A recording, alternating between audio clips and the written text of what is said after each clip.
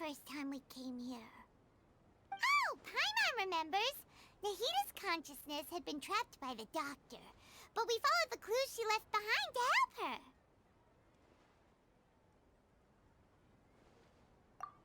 So much time has already passed since then, and it seems Sumeru's changing for the better now that Nahita's in charge, right? Paimon just hopes this peace will last a long time, and then Nahita won't have any more new problems to deal with. Yeah, guess you're right.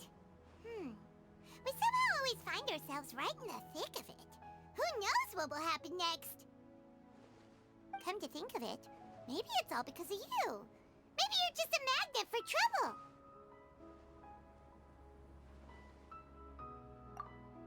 Huh? Me? Before Paimon ran into you, Paimon never ran into any trouble.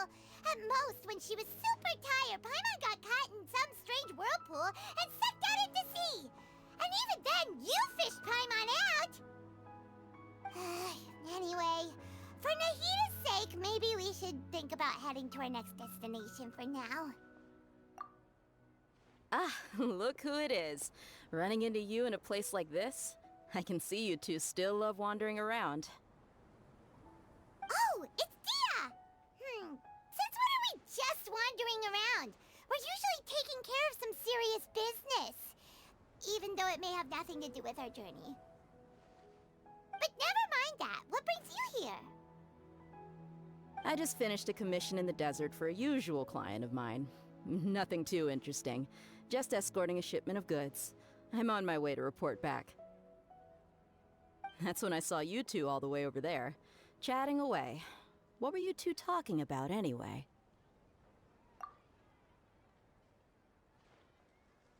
Huh? You serious? Can't say I saw that coming. But you are travelers after all. I guess you'd never stay for too long in one place. Bumping into you like this will become a rarity. I'm starting to feel sad just thinking about it. Hey, how about I gather a few mercs to escort you two? What do you say? Thanks, but no need. Oh, Paimon had no clue you'd miss us so much. But don't worry, we'll come back to see everyone when we get a chance. Sounds good. All you need to do to get to Fontaine is cross this stretch of desert and navigate some waterways. Knowing you two, I'm sure it won't be anything you can't handle. So, when are you leaving? Oh, wait a sec. Paimon just remembered there are still a few dishes in Sumeru that Paimon hasn't tried yet. Now, where's that list Paimon made?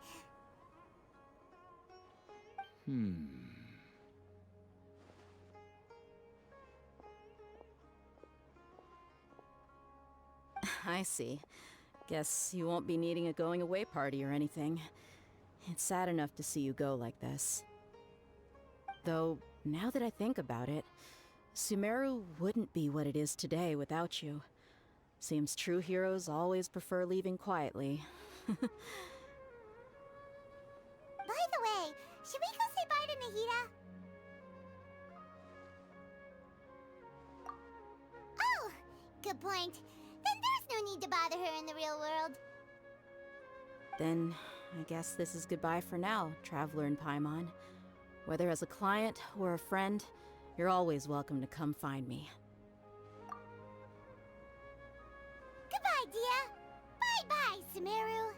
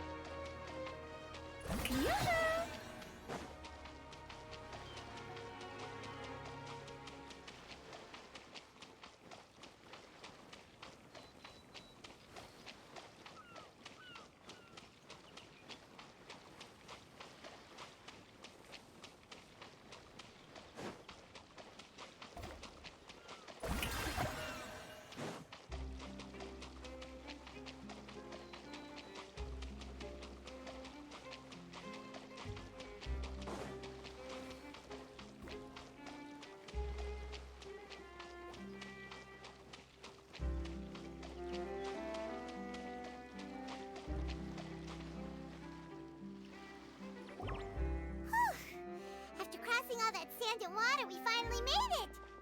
Oh, this must be Fontaine's port. Wow, everything looks so advanced in Fontaine.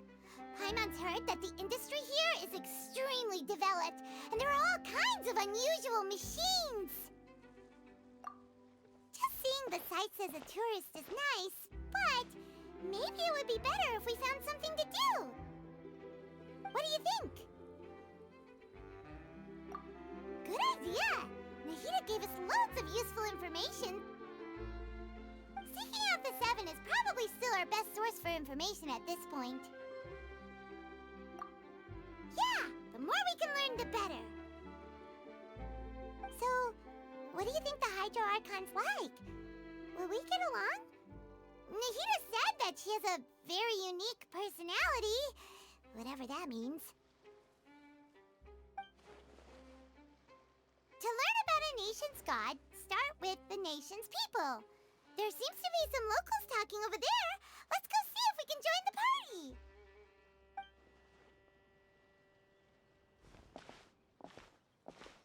If you ask me, it's a tragedy how things ended for him. Clearly, he was a pretty decent person. Yeah, I didn't expect that kind of ending for him. I thought he would at least fight on a little longer for his family.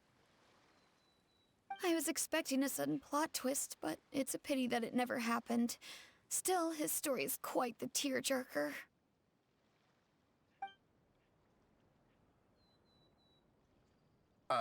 Excuse me. Can I help you two?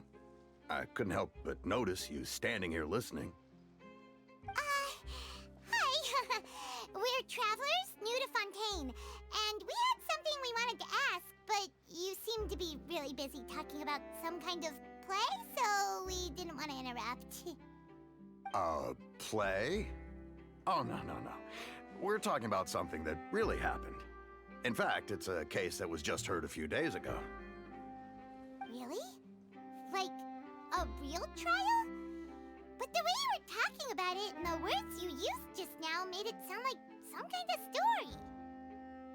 Well, good tales are often based on true stories, aren't they? And what you see in reality may also be someone deliberately putting on an act while harboring ulterior motives. Whether something is true or not simply isn't that important. The main thing is whether the story being acted out on the stage is splendid enough. Oh, but it looks like you're not from around here. You probably don't know that the Fontaine Court of Justice is called the Opera Epiclese, or more commonly known as just the Opera House. But, shouldn't court cases be treated a little more seriously than that? Not to question Fontaine's way of doing things. It's just that putting someone on trial is usually a very serious thing. No worries. Other visitors to Fontaine have wondered the same thing. You could say that we just don't want to waste the moving stories behind those cases. And as for your worries about whether the cases are treated with due reverence, we have the absolutely just and honorable Chief Justice Neuvillette, as well as the Oratrice Mécanique d'Analyse Cardinal, a machine created by the Archon. Between the machine and the Chief Justice, false charges and injustice are a thing of the past now.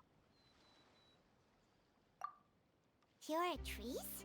Is it some kind of machine, too? Oh, Paimon's curious. We should check it out if we get the chance. Wait, Paimon almost forgot to ask you our question. Do you know what we should do if we want to meet the Hydro Archon? Oh, that's easy. Just go to the Opera House. Lady Farina practically lives there. You could definitely say it's her biggest passion. Huh. I think what they mean is that they wish to speak with the Archon personally. In that case, I'm afraid it's going to be a tad more difficult. You'll have to make an appointment well in advance, and it'll depend on whether or not she has any time slots available. Huh. Is the Hydro Archon super busy taking care of official stuff? Wait, didn't you say that she's always at the Opera House? No. Lady Farina seldom takes an interest with the nation's affairs. The reason it's difficult to make an appointment is simply because she's incredibly popular. That's right. After all, she is the Archon. Though she may tend to get a little dramatic from time to time, people can't get enough of her. Huh. First time Paimon's ever heard of an Archon being described that way before. Wait! Paimon gets now! The Hydro Archon is kinda like a big celebrity here, right? Yeah, I suppose you could say that. Perhaps you could even say our mascot. Hang on. This is still Fontaine's Archon you're talking about. You should show some more respect. Yes, you're right. I guess I should at least try to be a little more respectful in front of visitors. Otherwise, I might get arrested and find myself face to face with Monsieur Neuvillette. Come on. Sure, there's a lot of laws here, but nobody's going to be arrested for saying something disrespectful about the Hydro Archon.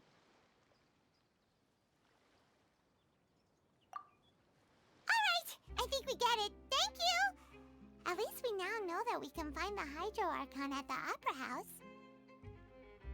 But who knows how long making an appointment will take?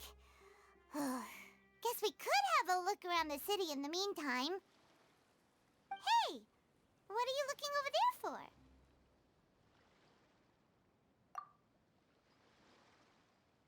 Huh. Maybe something's the matter. She isn't going to jump into the water, is she? Maybe we better go check on her.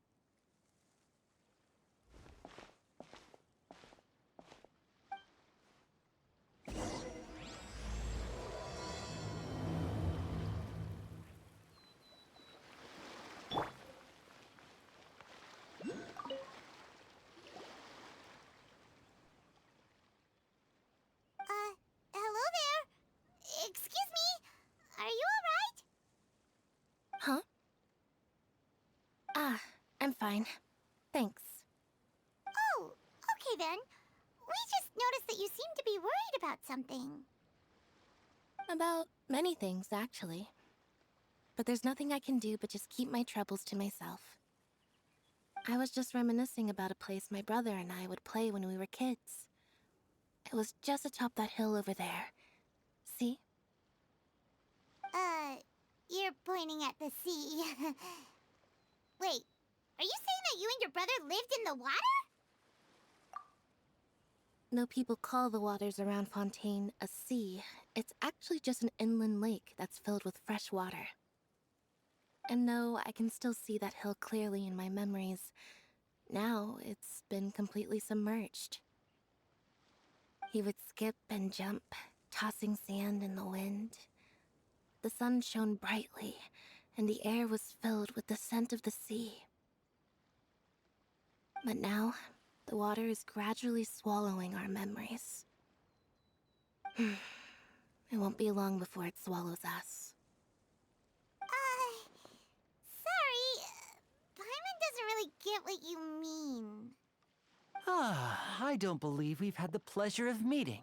Are you Lynette's new friends? Oh, and you are? Thanks for looking after my sister. She often comes here to reminisce about our childhood, that's all. There's no need for any concern.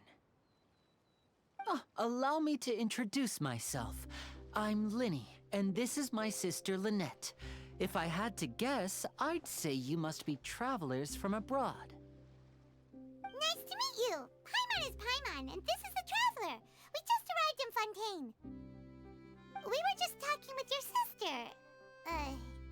Even though we didn't really get what she was saying.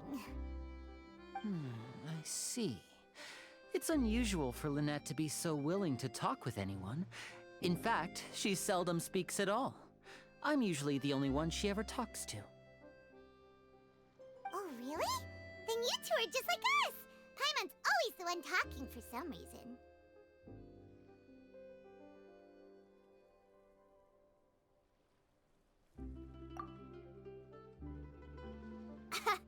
So that's how you think it is? I also think my brother can be too talkative at times. Seems you were right, Paimon. We are quite similar.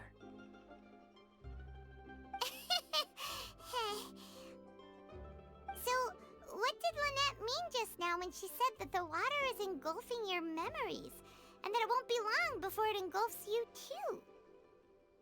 Oh, that. It's from a prophecy that's been circulating in Fontaine for some time now. Well, I suppose prophecy isn't exactly the right word, because that implies a certain amount of uncertainty. There's no doubt about what's happening in Fontaine now. Where to begin? Let's put that question on hold for a moment. We still haven't formally greeted each other yet, have we? Did all the introductions earlier not count? Hello, traveler.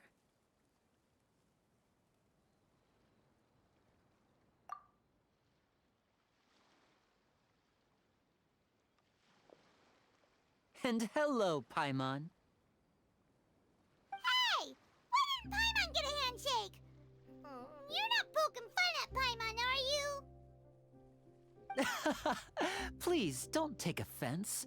Just consider it a sort of etiquette we have here in Fontaine when making new friends. You should remember it. It might prove useful. Oh, all right then. Well, Paimon's just happy to have a local friend now. By the way, we were just getting ready to go to the Opera House to meet the Hydro Archon. Would you be able to show us the way? So you're going to see Lady Farina? No problem at all. In fact, I was planning to go to the Opera House later myself. I'll gladly take you once I finish things here. Please, follow me.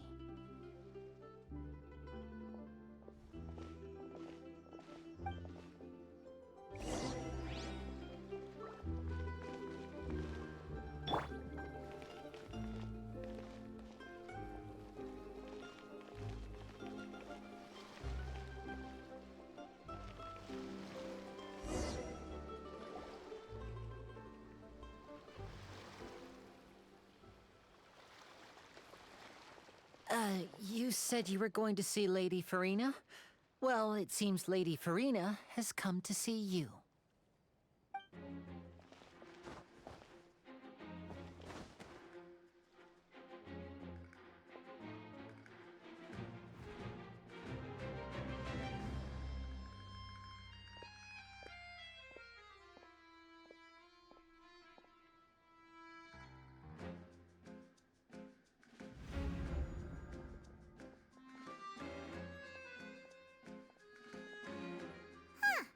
So, she's the Hydro Archon? But how did she know we were looking for her? My dear people, rich and poor, those with cup in hand and those with nothing at all, raise your glasses in celebration! If you don't have one, then just raise your hand in lieu.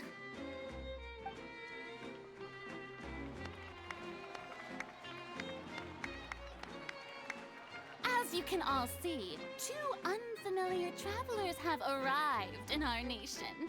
Come, let us make a toast in honor of this traveler and her companion who have journeyed here from distant lands.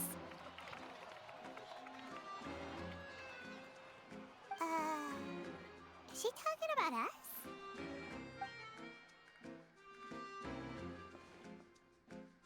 I've long heard of the turmoil and chaos you left in your wake as you visited other nations, but I welcome you nevertheless. No, I have come to receive you personally. Fear is for insignificant cowards. I am a god, and I will never entertain the notion of such meaningless wariness. You can be rest assured, I see clearly your sincerity. Of course, seeking an audience with me is the most sensible thing to do. It will allow you to truly behold my power and witness my authority. Intelligent people always gather under the correct banner. I, Fosalor, hereby welcome you to the nation of Hydro and acknowledge the value and significance of your trip. Now, you may rejoice in this. Yeah, Paimon still can't believe it. Feels like we've only been here for a few minutes. But the Hydro Archon's entrance was, how should Paimon describe it? A little over the top? Miss Hydro Archon? How did you know we were coming? I see.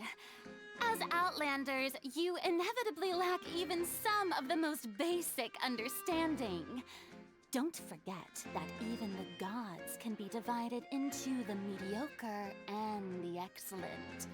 I suppose it's only natural for you to be awestruck by my abilities. You had best stop and consider. Do you really have the noble qualities and etiquette necessary to communicate with a god? All it takes is a flick of my finger for me to know everything about you. Whoa. Talk about sounding high and mighty. Oh? What's with these looks? Perhaps the welcoming ceremony still isn't enough? What else should I say then? Is she waiting for us to start talking? Wow, I didn't expect to see Lady Farina here. What a surprise! Wait, does this mean they're the legendary blonde traveler? How did I not notice before? Hey, what's all the commotion? Oh, is that Lady Farina? Is there some kind of drama going on? Of course. That's the blonde traveler. The one all those stories are about. Lady Farina came here to personally see her. Oh, I bet this is going to be the duel of the century. Ooh, I've got to see this. I knew Lady Farina would never disappoint.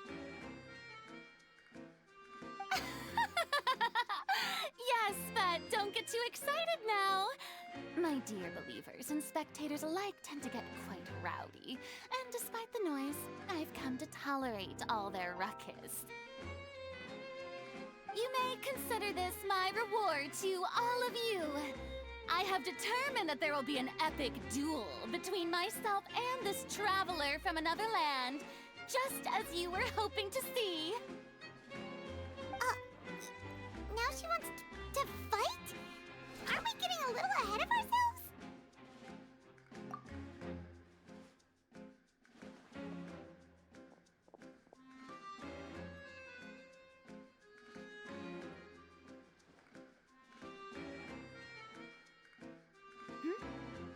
Are you not afraid? Might I remind you that this is a duel against the divine? What are you trying to do, traveler? Provoking a god in front of her people? Stand down, Clorend. I admire her bravery. Few have the courage to draw their sword against a god. She is obviously a true warrior. Unfortunately, people nowadays only crave to be thrilled, and a mere duel will not slake their thirst for excitement. Oh, yeah, she's right. Just a duel wouldn't be all that interesting. On Araneus, criminals are always requesting duels to defend their honor. They're getting a bit old, to tell the truth. You see, then, as the god of justice, I shall face this traveler in another kind of duel. A duel in court! Whoa, all right! Now that'll be worth seeing! Right. This is Fontaine, after all. Such a grand opera house, it would be a pity not to use it. Why do you care so much about the crowd's reactions? Seems you've spent a little too much time in the opera house. Besides, how exactly do you plan to have a duel in court? You mean you're going to put us on trial?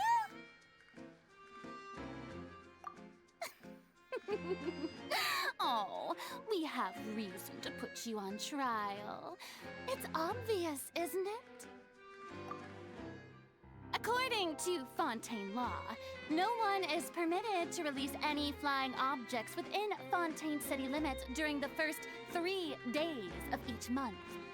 You are clearly guilty of violating this law, no? Oh, so that's what they've done wrong. That's our Lady Farina. No one knows the laws of Fontaine like she does. You call that obvious? What kind of law is that? Wait, flying object? You mean Paimon? Precisely! Now, if you two have no objections, then in the name of the Hydro Archon, I order your arrest. My apologies, Lady Farina. I don't mean to spoil the fun, but if you would allow me to interject, I don't think that Paimon here meets the definition of a flying object. You tell her, Linny! Finally someone who's not crazy. How could anyone call Paimon a flying object? Ah, great magician Linny, my beloved citizen. I'll permit you to object, but how exactly do you plan to prove your claim? As a magician who just rained on your parade, I naturally should shoulder the responsibility of saving the show. So, with such an audience gathered here, allow me to perform a trick for everyone.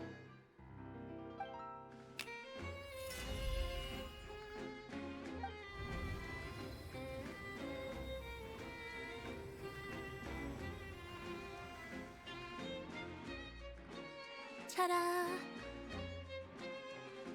What? What's that on Paimon's back? Hey! When did Linny do that?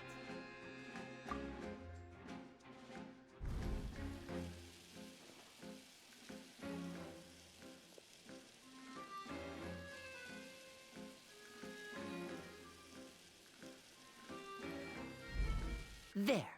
As you can all clearly see, Paimon should be classified as, well, something like a balloon. This rope has been in the Traveler's hand all along. It was just that no one could see it before. Huh? You call that magic? You've got to be joking. I thought it was pretty good. Nice one. Huh. I'm not sure what to think. It seems Lady Farina's charges no longer hold water.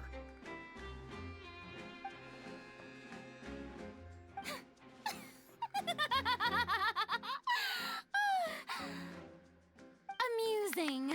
Very amusing, Linny. Just the sort of unexpected twist that I enjoy. With you here, today's performance can finally be called complete. Performance? You see all this as a performance? In which case, consider the matter of your trial resolved. The god of justice will not bring charges against an innocent person. But when there are valid grounds, I will not only judge travelers from abroad, but even the gods of other lands. I look forward to seeing your upcoming performance at the Opera House, Mr. Linny and Miss Lynette. That's enough for now. Toodaloo!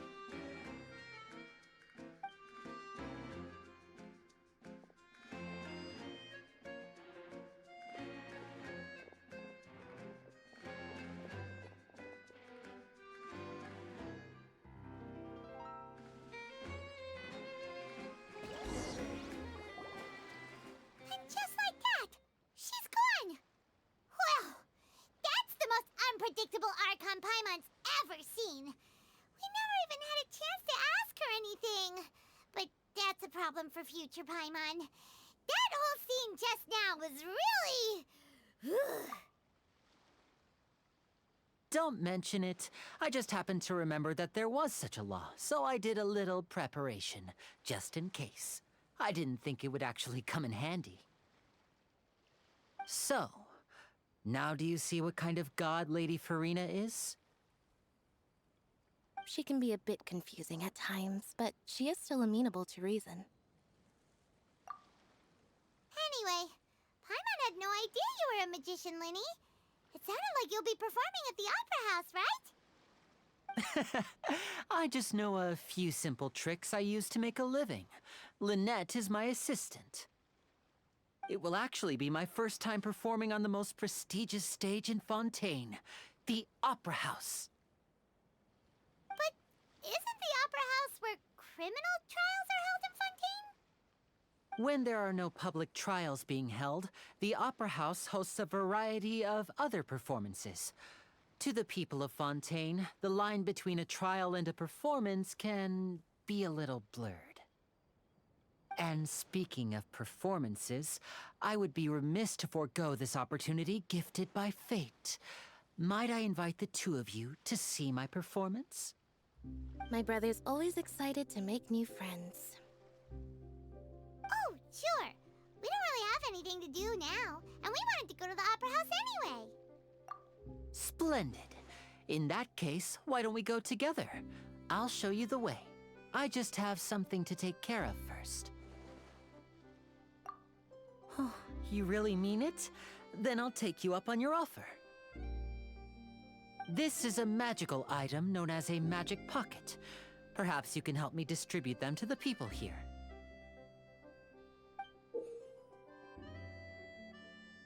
Huh? What are they going to use it for? About that... You asked me before about the prophecy, right? Let me start by telling you a little more about what it entails. I'm not sure exactly when it began, but a prophecy has been circulating around Fontaine. It says that every person in Fontaine is born with sin.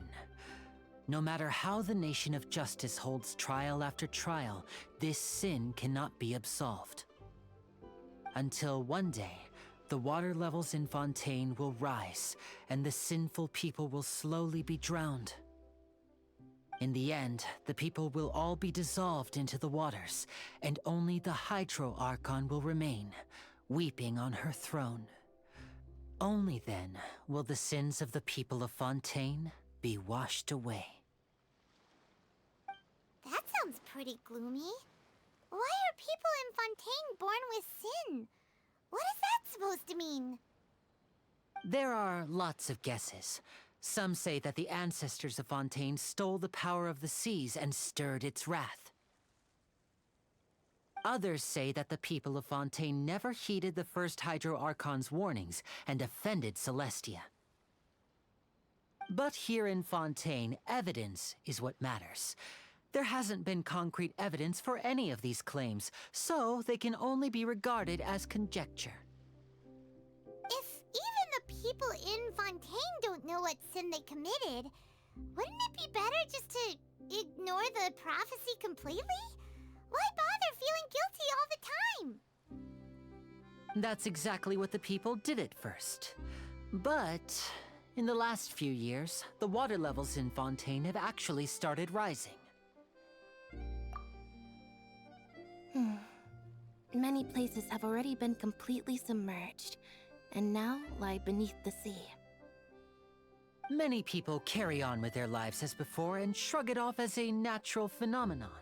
But my family and I think that the people of Fontaine shouldn't ignore the possibility, which would end up sentencing them to death.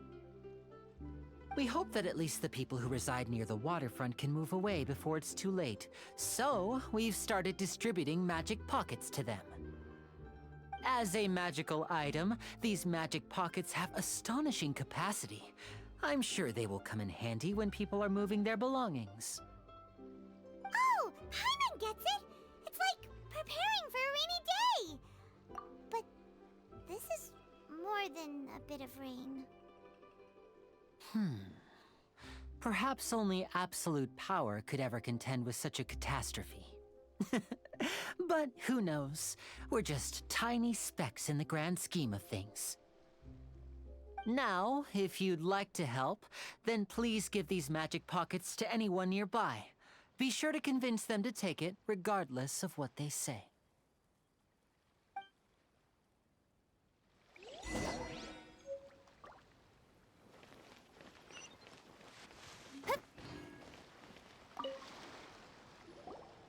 What's this?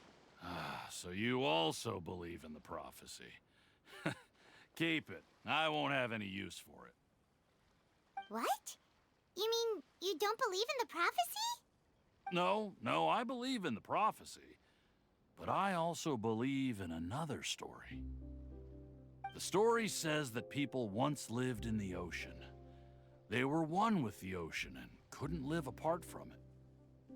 But as time wore on, people desired to live on land and developed blood vessels, encapsulating the sea within their bodies. Thus could people set foot on land.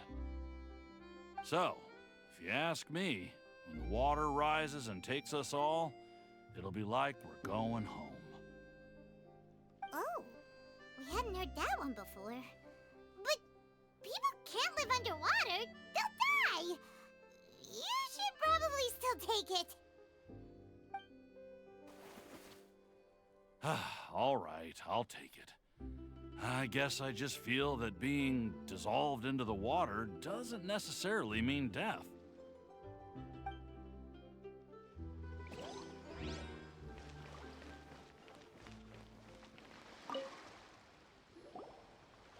So you're the blonde traveler that everyone's been talking about.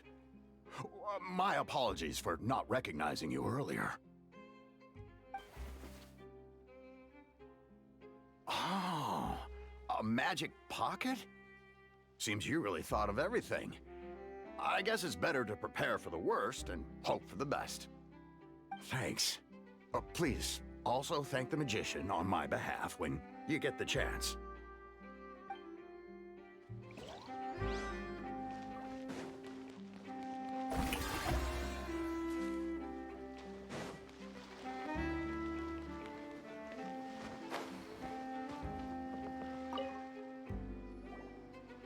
Huh? I don't want that thing. Way I see it, if the prophecy's true, it's still gonna be a long time before the water can cover everything. Life is all about living in the moment. What use is there in worrying about the future all the time? We'll cross that bridge when we get to it. You should still take it. You never know when it'll come in handy. Oh, all right, fine. Thanks. It's just that if I start moving, that means I've already given up on the life I have now. I'd really rather not.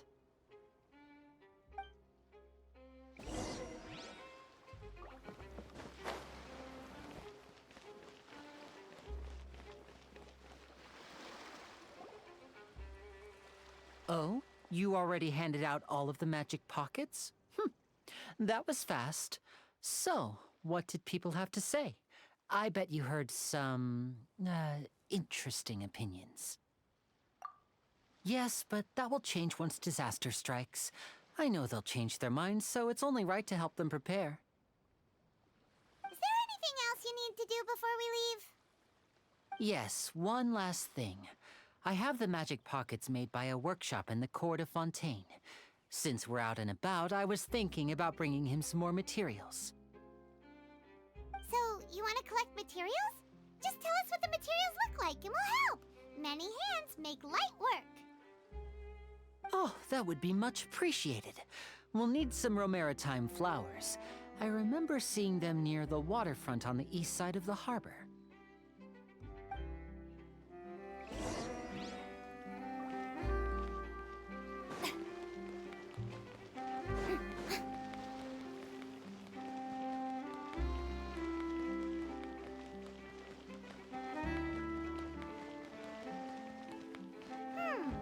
It seems we have to use hydro to collect romaritime flowers.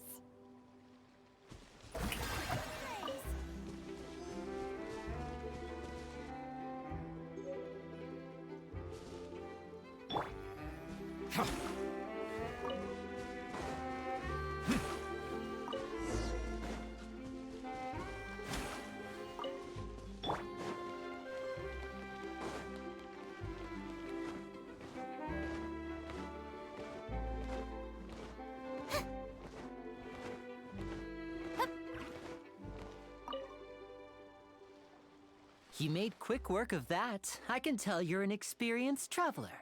I've also finished collecting a few here. Maybe next time you'll feel like helping too, Lynette. No way. I'm in power-saving mode today. Otherwise, I fear I may not have any energy left for the performance at the Opera House. Fine. Though the performance is still a long way off. Now that we're finished here, we should get ready to head back to the Court of Fontaine. So, we're going to the Court of Fontaine before we head to the Opera House? Good. Paimon wants a tour of Fontaine's largest city and try...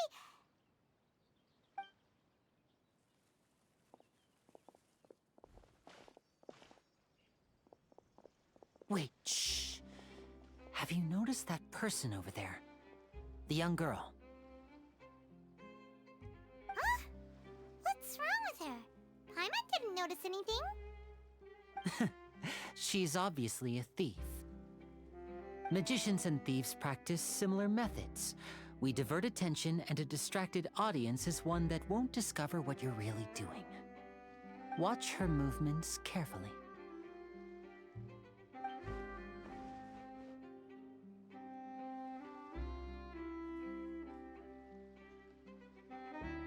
Oh, he's right! Shh, keep your voice down. We need to think of a way to catch her, but it seems she's very alert. Perhaps we should split up. You two can ride the lift over there and wait up top. I bet that'll be her escape route if she tries to run. All right, let's go.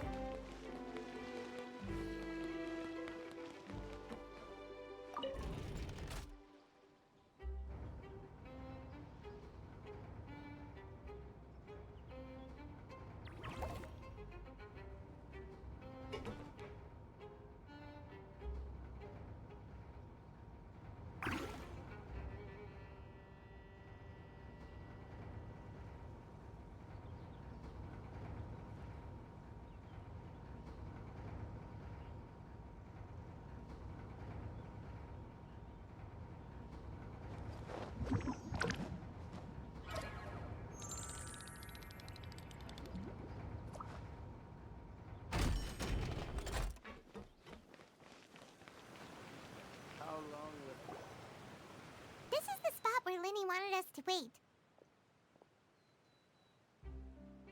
Oh, look! Isn't that her?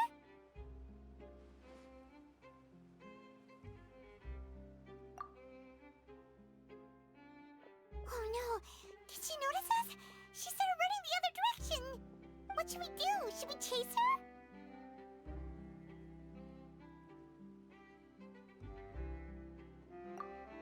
You're right.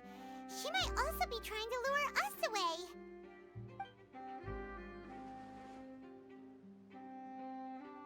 Nothing's happened for a while now. Paimon wonders if Linny caught the thief. Yeah, let's go.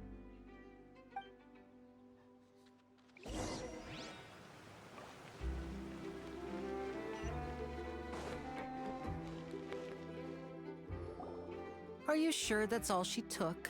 You should check to make sure you're not missing anything else. No, that was all. Oh, I can't thank you enough. I didn't notice a thing earlier. Anyway, I should be going now. Thanks again.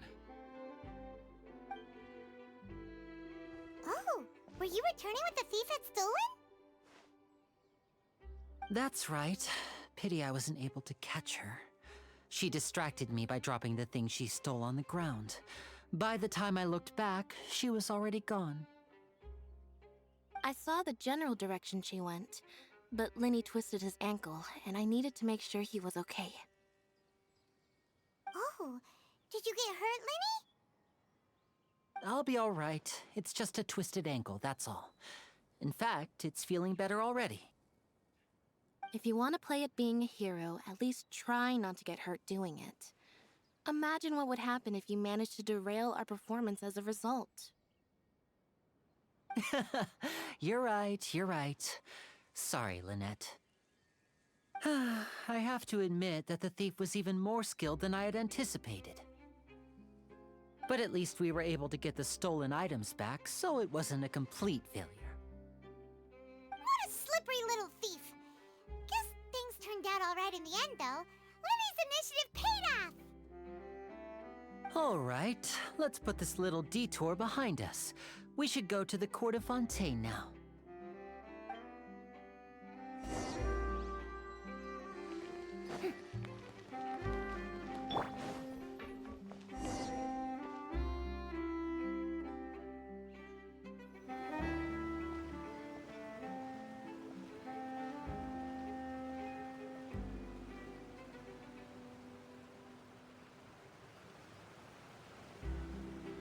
So, we ride this thing to go into the city?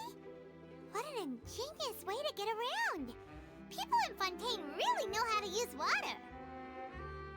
This is an aqua bus. It allows people to travel between several key locations around Fontaine. It's pretty convenient, but the ride can become a little dull after a while. The scenery is always the same. That's why it's better to travel with friends. So you mean it's still boring even when I'm riding with you? No, that's not what I meant.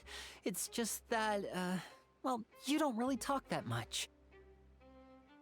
Besides, it doesn't really feel like a real trip when it's just the two of us. It's the same as being at home. Whatever.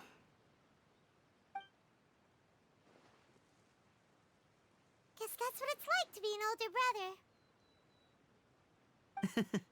It's about time for us to leave. Let's get on board.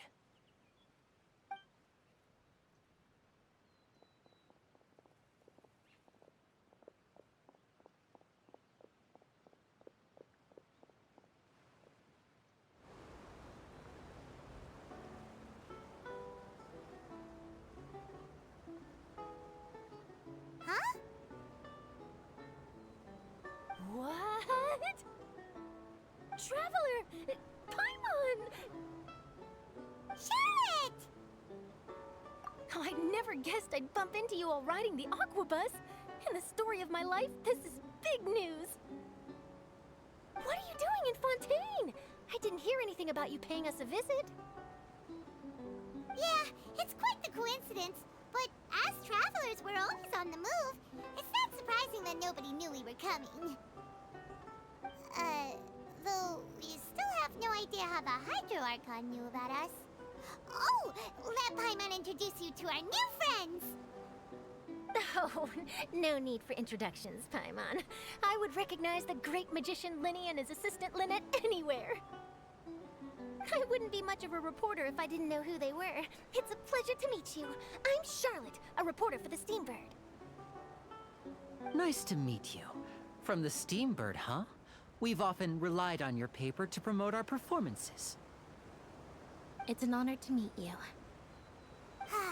Now that everyone knows each other, Fontaine suddenly doesn't feel like such an unfamiliar place. So, what have you been up to lately, Charlotte? Any big news? Not too much. When there isn't any breaking news, I mainly cover the trials at the Opera House. You can still manage to keep readers' attention as long as you tell things from a clever enough angle, even if it's the same old topics. For example, reporting on how a scammer once deceived vulnerable girls into relationships, or how a financial criminal was once so poor that they ate a single piece of bread for 5 days. You're right. Seems you know me pretty well. What I'm really after is exclusive, sensational news pieces that could shake the country. These smaller stories are a waste of my talents. Oh, I just remembered. I've been following a case lately. Well, a series of cases, actually. You mean the serial disappearances of young women case? That's right! These stories are the talk of the town right now, and it's probably the most mysterious case we've ever seen. If I'm the first with a draft ready to publish when the case is finally cracked, it it's the headline story in the Steambird? Oh, when that happens, I bet all the other reporters will shed tears of envy. I've already gathered all kinds of materials. I just can't wait for the truth to be revealed. So, what is the serial disappearances of young women case? You mean the culprit hasn't been found? That's right. The first missing girl case happened almost 20 years ago.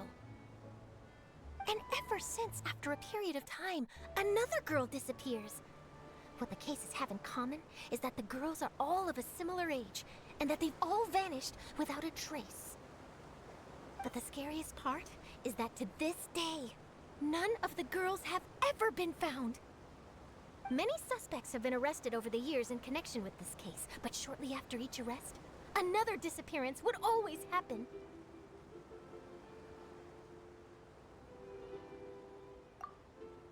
Yes, it's possible. But either way, I believe that every case has some precise truth behind it, waiting to be exposed. Yes, I agree.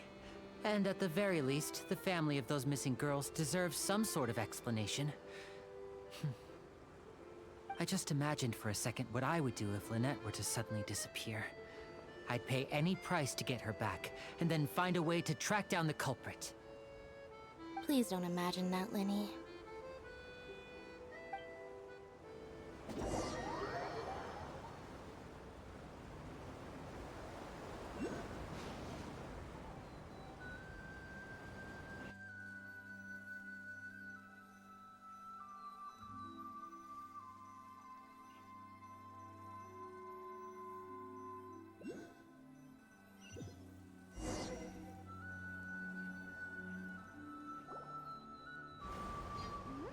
Hey, we're almost there! Look!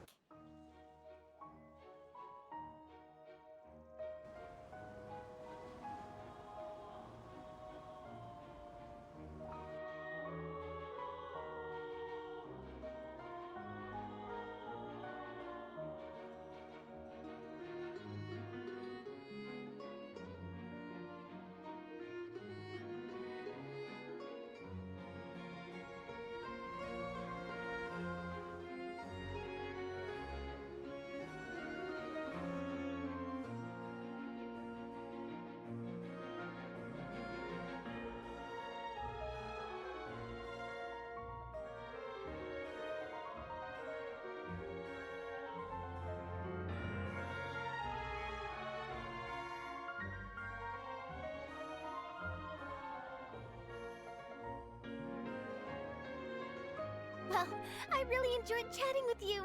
Life should be full of pleasant little surprises like this. Yeah, us as well. The ride went by too quickly. Ah, I have an interview to get to. I should get going before I'm late. Okay, Hyman hopes we can chat again soon, Charlotte. See ya! Bye now. Oh, be sure to stop by and see me at the Steambird when you have time.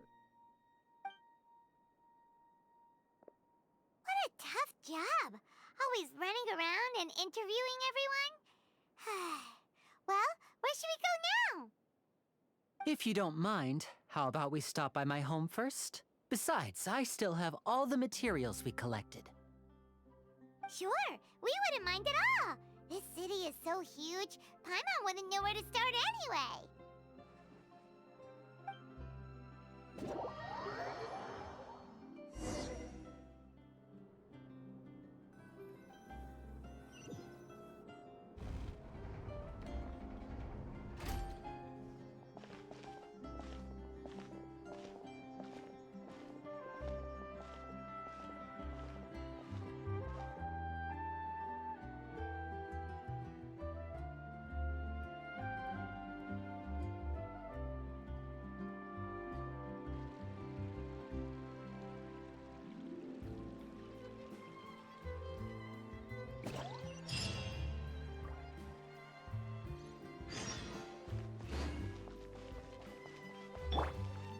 Bring it!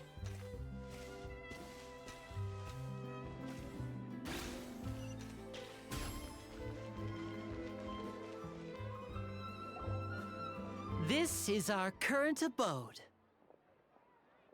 Ah, Fremine, you're home. where did everyone else go? I have some new friends that I would like to introduce.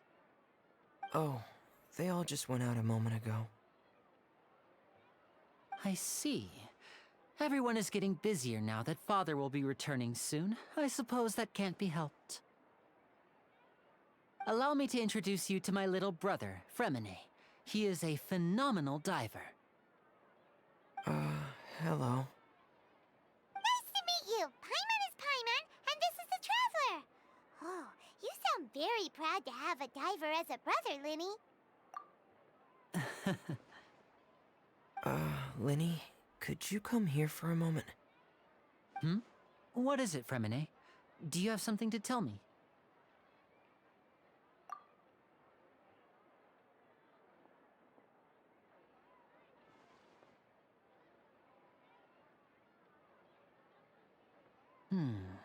Okay, I see.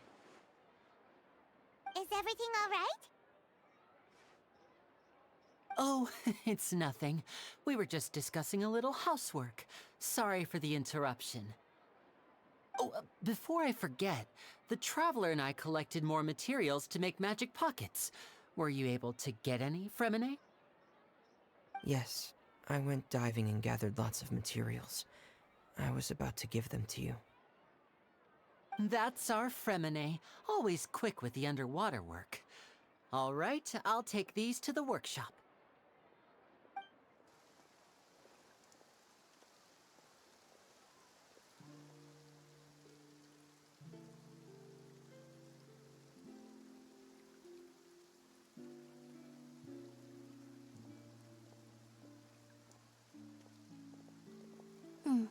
Looks like rain. Oh, you're right. But wasn't it clear and sunny just a moment ago? Fontaine's weather sure is weird. I'm afraid that's just how it is here. It often rains on days where there are trials being held in the Opera House, but don't worry, it'll clear up soon enough. What's wrong, Fremine? There's a legend about the rain that I tend to believe. It's said that a dragon of water once resided in Fontaine. Though we don't know where the dragon went, every time it weeps, the skies will cloud up and pour out rain. When I was a child, my mother told me that if I wanted to go outside and play, I should yell toward the sky at the top of my lungs. Hydro Dragon! Hydro Dragon! Don't cry! If it's an elemental dragon, then having the power to make it rain wouldn't be very unusual. Let Paimon try something. Hydro Dragon, don't cry!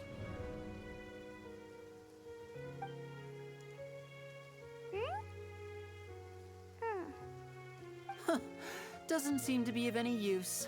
It is just a legend after all. You know, you might be a more popular magician if you understood the concept of romanticism.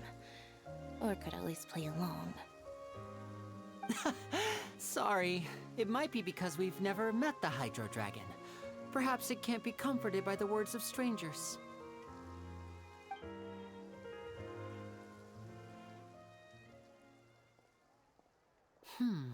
It rained for longer than I suspected. Oh, it's already getting late. Was there something you needed to do, Linny? Yeah, some preparations for the show at the Opera House. I need to find a way to catch the last aqua bus of the day. On the day of the performance, just ride the aqua bus to the island of Araneus. I'll have Lynette meet you at the fountain in front of the Opera House. Oh, are you leaving now? What is it, Fremine? I'm in a hurry. Oh, I get it. You feel nervous delivering the materials for the magic pockets, is that it? Perhaps we could trouble the Traveler to help us take these materials to the Beaumont workshop and deliver them to the owner there? I'm afraid that Fremine can be quite introverted, and the boss there tends to be pretty talkative. Fremine has always been a little afraid of her. No trouble at all. Don't worry, case. Sorry for the inconvenience. I'm quite useless when it comes to such tasks. I'll think of a way to make it up to you. Oh, no need. This will be a walk in the park for us.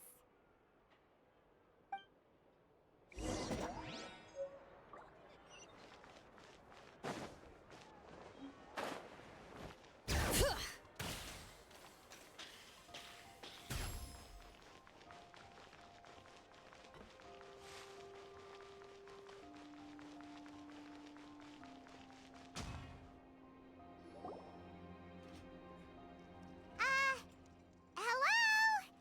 Is there anyone here? Oh, hello there. New customers? Looking to buy, or do you need something made?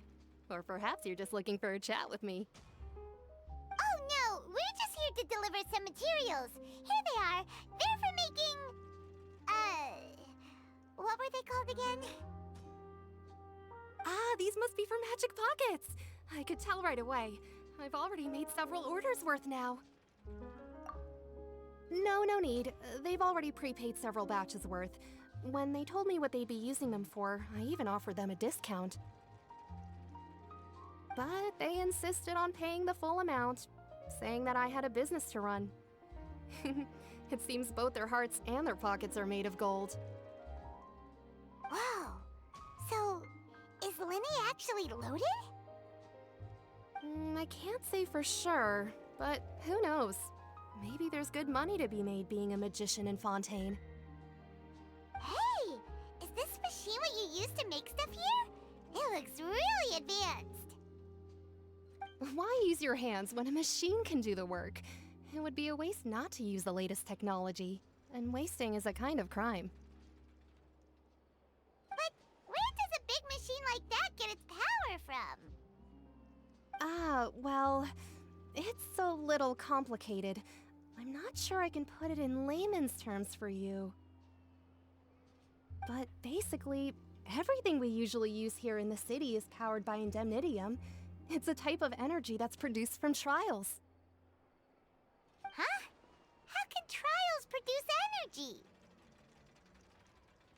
Well, I'm not completely sure of all the details myself, but basically, when a trial is in session, the oratrice mécanique d'analyse cardinale harvests people's belief in justice and converts it into energy to be used all around Fontaine. So that's what its other function is? Paimon heard that the oratrice was created by the Archon to make judgments. But Paimon still doesn't get it. How could something unreliable like people's beliefs be turned into a stable power source for these machines? Oh, yeah! So that means the Hydro Archon relies on the machine to take the energy created by belief and turn it into power for all of Fontaine, right? Even though I've never heard anyone really put it that way before, it sounds like it makes sense. Besides indemnitium, we have another type of energy called pneumosia. It isn't produced by the power of the Archon, but it is unstable by nature. Even now, it still cannot be widely used by civilians. I thought I'd find you hard at work, but here you are chatting the day away. Since you're already talking, I'm sure you wouldn't mind a few words with me. You again? Didn't I already promise you that I'd have the more I owe to Confrérie of Cabriere by next month? Why are you hounding me now? Yeah, but how do we know that you won't go running off by the end of this month? I want 50% today. Wait, no, 70%. Huh? You... Seems business isn't so great for the workshop. We've already finished our job and delivered the materials. Maybe now's a good time to leave? Hey, hold on! Before you go around trying to collect payments, why don't you settle your own debts first? If Confrérie of Cabriere wants to poach clients from Northland Bank, that's fine. But I'm afraid you still owe the bank a hefty sum of mora. So why don't we work things out between us first, before you get back to your little conversation here? You're from Northland Bank. But we said we'll pay everything we owe next month. Why are you hounding me now? Traveler, Paimon! I didn't think I'd run into you here in Fontaine. What are the chances? We're surprised to see you too! What are you doing here in Fontaine? You didn't want to stay in Snezhnaya? Long story short, I've already been in Fontaine for some time now, and honestly, things have been pretty boring. But it seems that fate brought our paths together today. Not only will I have some good friends here now, but ones who always seem to find trouble. Either way you look at it, it seems things are going to get a lot more interesting now. Pretty sure we'd want to avoid anything that you'd find interesting. Besides, our trip here has gone pretty well so far. Right, Traveler? Hey, you, Northland Bank boy. Aren't you forgetting something? Don't interrupt. It's not often I run into the Traveler like this. Why don't you wait for me over there for a while? You kidding? Aren't you the one looking for us? You really expect us to sit and twiddle our thumbs while you catch up with your friends? Listen to me, boy. If you want your Mora, fine. Why don't you come and take it? Hey, I just said not to interrupt. Oh, by the way, Traveler, the last time I took Tonya and Tusser ice fishing, Tusser said... Hey! That's way over the line! All right, boys! Let's see who has to pay up now! Can you at least let me finish one sentence? Fine. Though the bank told me not to get rough with our clients. You're the ones who started it. This is an act of self-defense. You two will have to be my witnesses, okay? I'm sure this won't take long.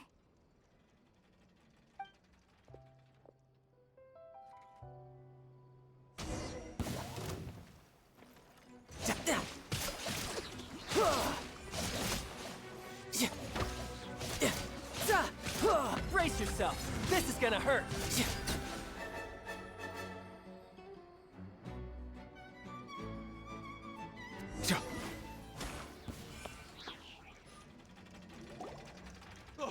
What's your deal, Brad?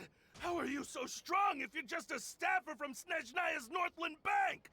Wait, don't tell me you're... Oh, now you notice. It's a little late, don't you think? Just make sure you understand that you don't mess with Northland Bank. Got it?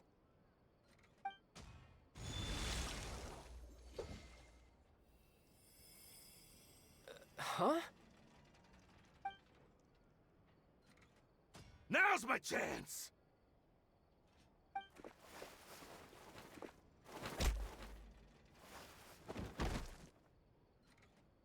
Huh. That was weird.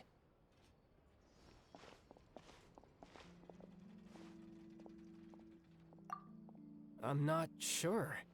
It's as if I suddenly lost control of my hydro powers when I needed them. Maybe there's something wrong with my vision? Strange. How could that happen? First time Paimon's ever heard of someone losing control of their vision. Never mind. It doesn't matter. If I want to stay sharp, I shouldn't be relying too much on my vision anyway. Besides, I always have my delusion in case I need it. So what are you doing in Fontaine, child? And don't say it's work for Northland Bank. Well, I guess it's because I've been in a bad mood lately. Huh? What kind of reason is that? Wait, since when do you feel down about anything? I don't know. Maybe I still have a lot to learn about myself. But recently, there seems to be some sort of restless power stirring inside of me. And I don't know why, but every now and then I feel like I'm in a terrible mood. Maybe you losing control of your vision just now is connected with that power you're feeling inside. That is a possibility. I can't remember if I ever mentioned it before, but when I was 14, I fell into some unknown abyss. It was during that time I learned nearly all of my abilities. The one who took me under her wing and taught me was named Skirk. She was always quiet and very mysterious. Nobody knew where she came from or what she had been through, and she was always very strict when teaching me combat techniques. One time, I asked her why she was willing to take me on as an apprentice. From what I could make of her answer, it was because I had awakened it, and traces of it remained on me. She said that all my combat training would be useful in the future. But what is it? What did you awaken? She never explained that, but my guess is that it's related to a dream I saw when I had just fallen into that abyss. In my dream, I was in the deepest depths of the sea, and the boundless seabed was all around me. But in front of me appeared a whale that was so massive, I felt like I couldn't breathe. A whale? Oh, that sounds familiar! When we fought against you before, you summoned a huge whale that seemed to leap at us. Is that the one?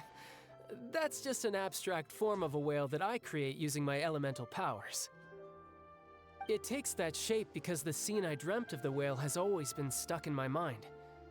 I'll never forget it.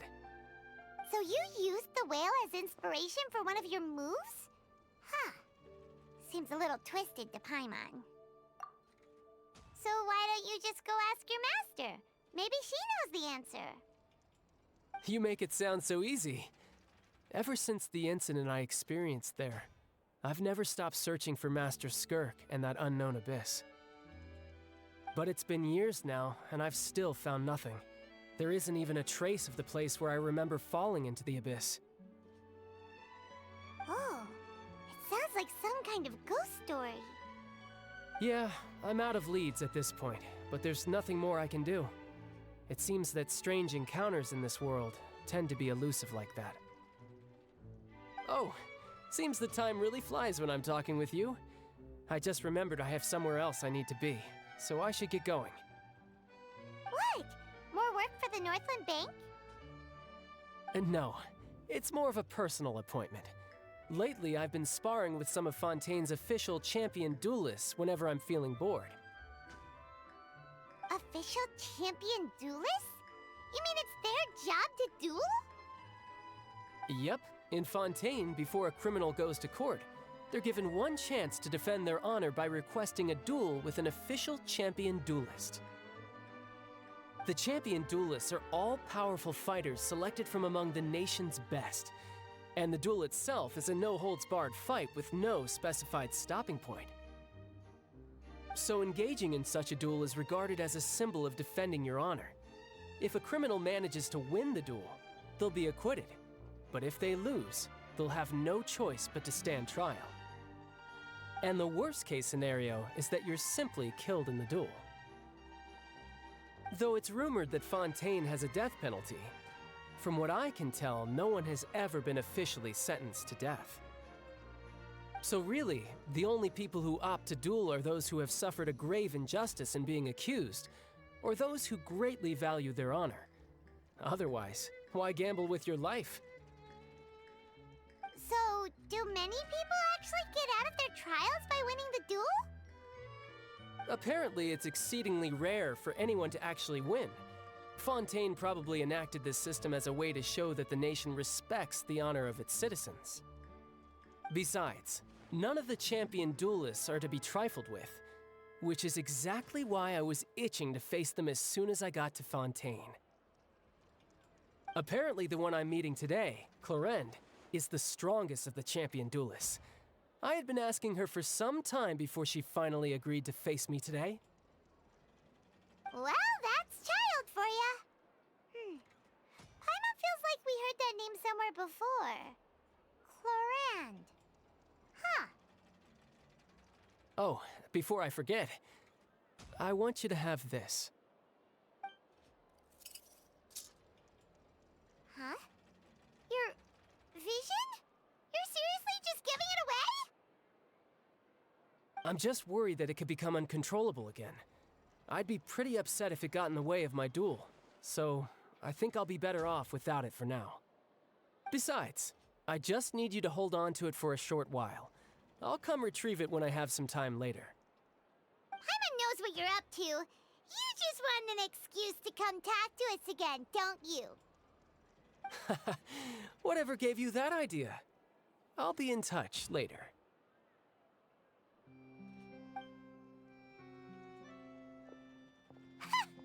That sneaky guy. He said he's been feeling down lately, but he seemed the same as ever to Paimon. Well, since we don't have much to do for now, we might as well walk around and see the city before Lenny's performance.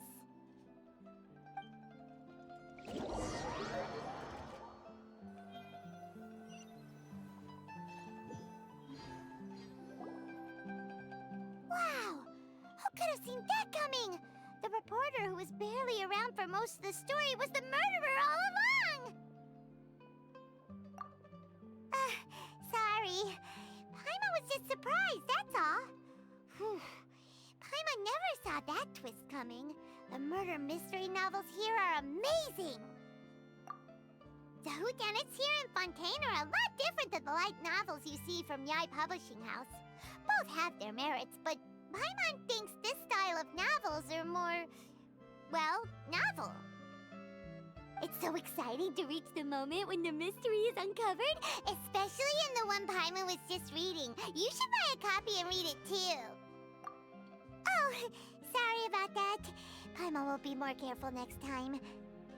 Hey, shouldn't we be heading to the Opera House to see Linny's performance soon? It's almost time for the show to start, so we should get going. Linny said that the Opera House is on Aranias, so let's go ride the Aquabus!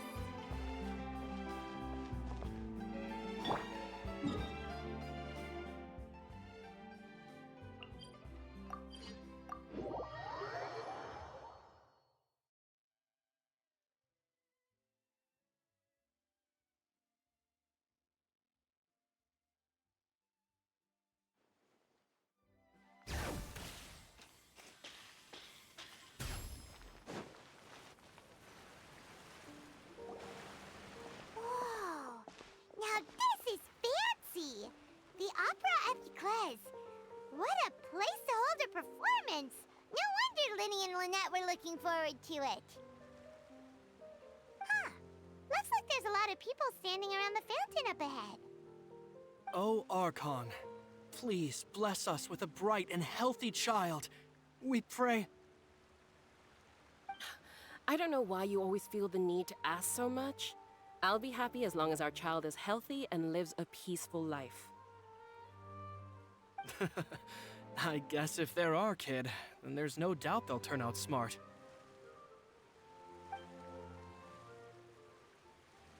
Maybe this is one of the customs in Fontaine. There sure are a lot of couples here. Vache. What's wrong? Vache. Vache.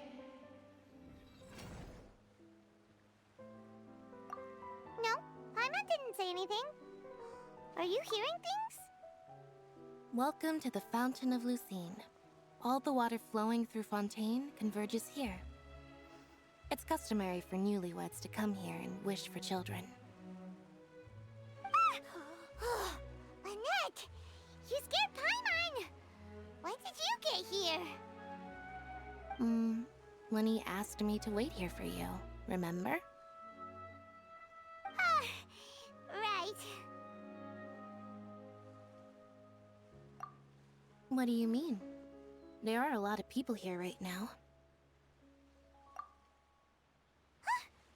Hey, you're not trying to scare Paimon, are you? Besides, it's the middle of the day. It's not the time for eerie things. I see. I might be able to tell you something that could help explain the voice you heard. In fact, you might not be imagining things at all. I suspect that what you heard is a result of your hypersensitivity to the hydro element. Others in my family have had similar experiences. It's because of her sensitivity to the hydro element? But what would hearing a voice have to do with elemental power?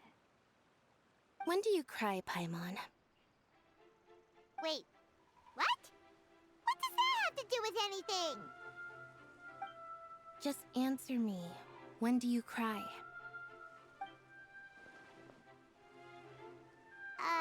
When Paimon's really sad? Oh, and when Paimon's super happy. Oh, and also when Paimon's really, really scared. Then you should understand that tears contain your most intense emotions. Like I just mentioned, the Fountain of Lucine is where all the flowing water in Fontaine converges. Even the tears that fall to the ground will eventually gather here. So maybe what you heard was the intense emotion coming from someone's tears.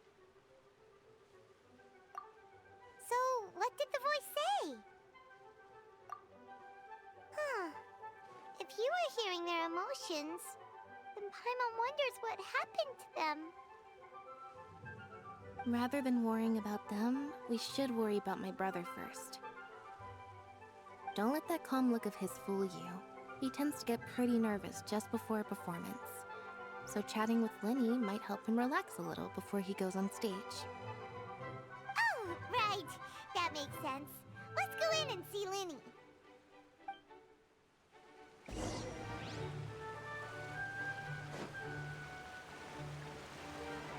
Bring it!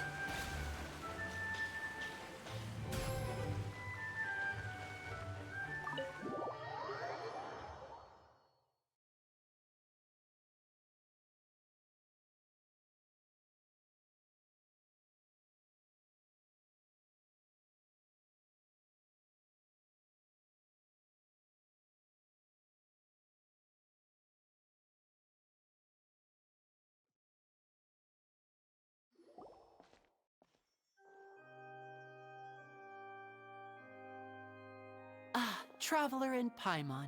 Good to see you. I knew you two would come. Are you kidding? We wouldn't miss it for the world. We've been looking forward to it. I can tell, judging by how early you've arrived. But you're actually right on time. The audience still hasn't started entering the venue yet, which means now is the perfect chance for us to take you to the best seats in the house. Wait just a moment. I'll fetch the tickets.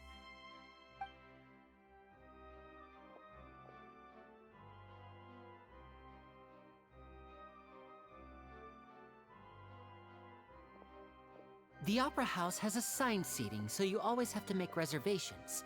I've already reserved your seats, and here are your tickets.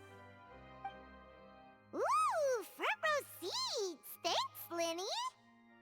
Don't mention it. There's no need to keep thanking me. Hey, Linny! Could you come over here and take a look at this? Oh, I'll be right there. Seems there's an issue with the stage props over there. That's Cal, my assistant, calling me. I'll go lend him a hand. Yeah, we'll just go to our seats. You go ahead, Linny.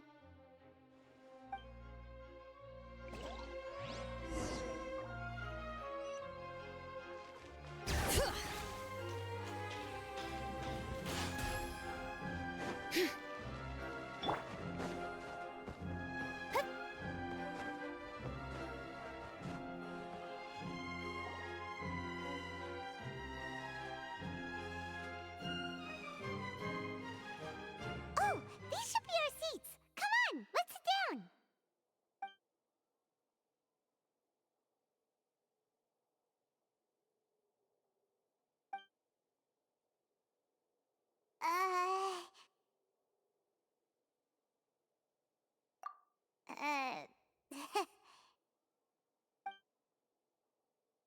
Hey, Traveler.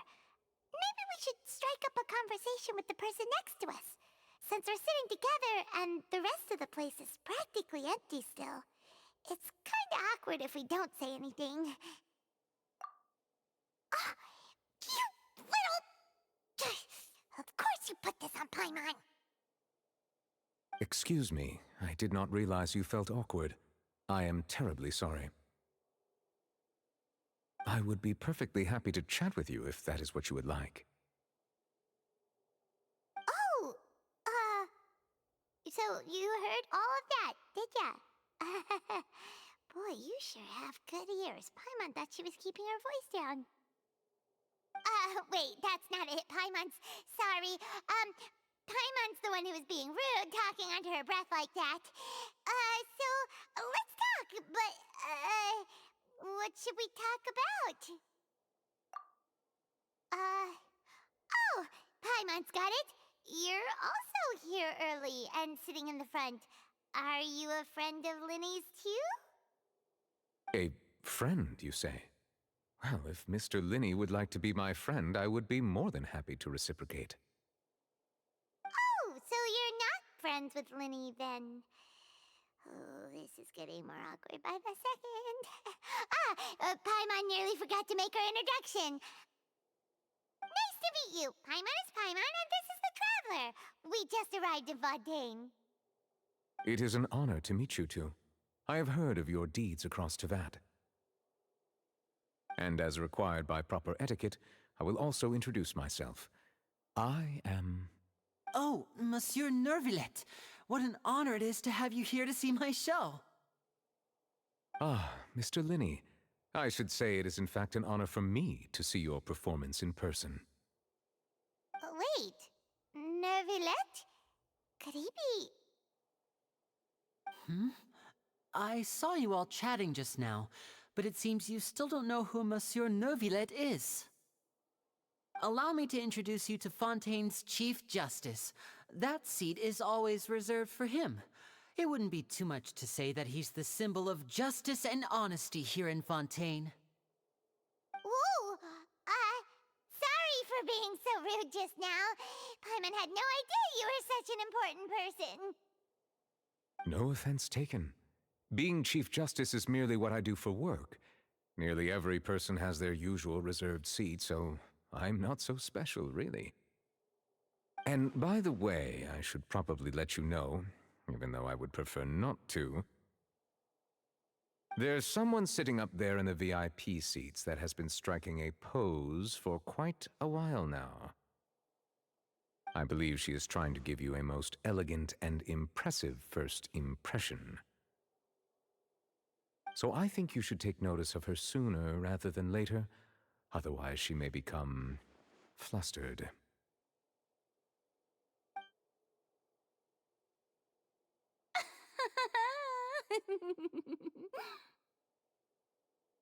Huh? Oh, it's Farina, the Hydro Archon. Huh. She sure has a smug and satisfied look on her face. Guess she has no idea that you saw right through her act. Very good. That is for the best. No need to pay her any more attention. We may now enjoy the show. Huh? So is this what things are like between the Chief Justice and the Hydro Archon? All right, please wait just a moment longer. I've pretty much finished my preparations, and the performance will start as soon as the audience has made their way to their seats. Yay! The show's finally about to start! Paimon can hardly wait! Paimon's never seen a real live magic show before!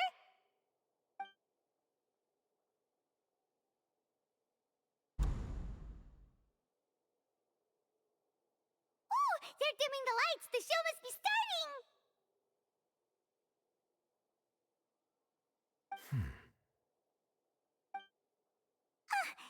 Sorry.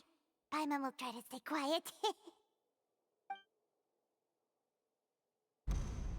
Welcome, one and all, to the Opera Epiclese. I am the star of today's show, Linny.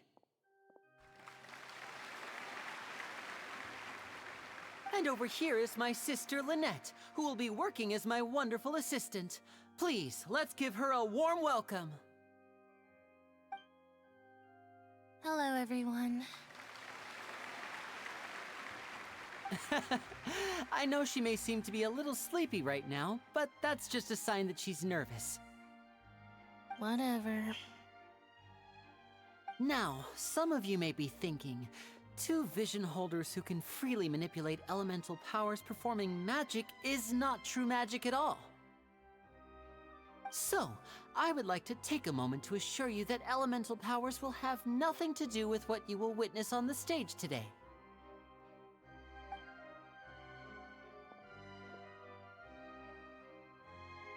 Both Lynette and myself have removed our visions for the show. That way, even the gods won't be able to help us. Oh, good point.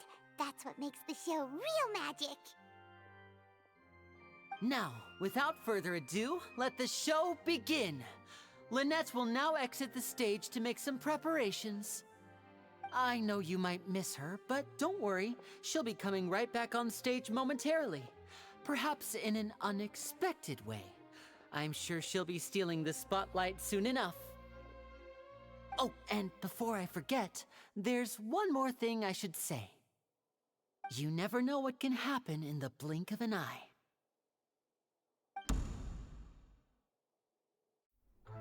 A magician's greatest skill is making things disappear or appear.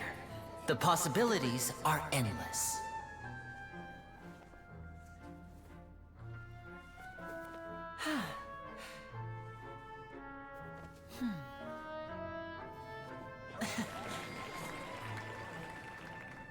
Huh?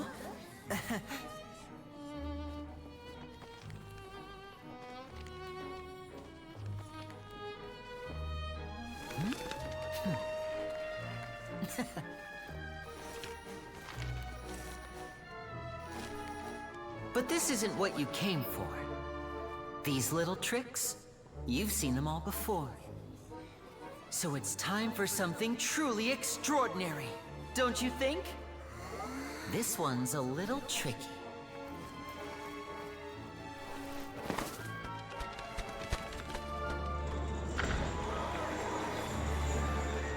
Using this water tank, I shall make my sister vanish completely, right before your very eyes.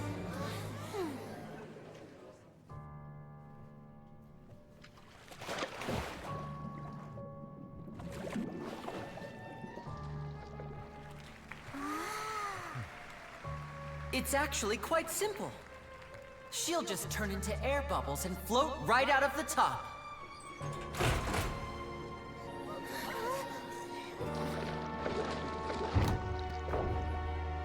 Oh no! I told them to check all the props carefully. With the lid on, even air can't escape. An amateur magician would be getting very nervous right around now. Luckily, it's me on stage, so let me show you what a true virtuoso can do.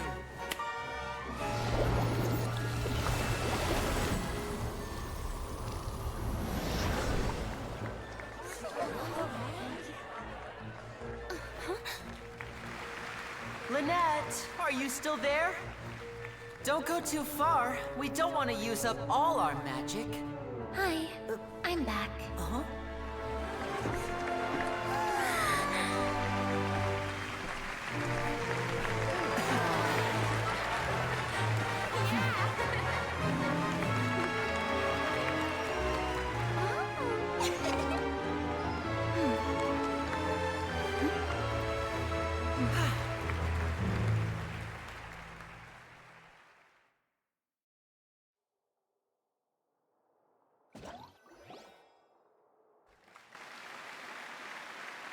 Whoa!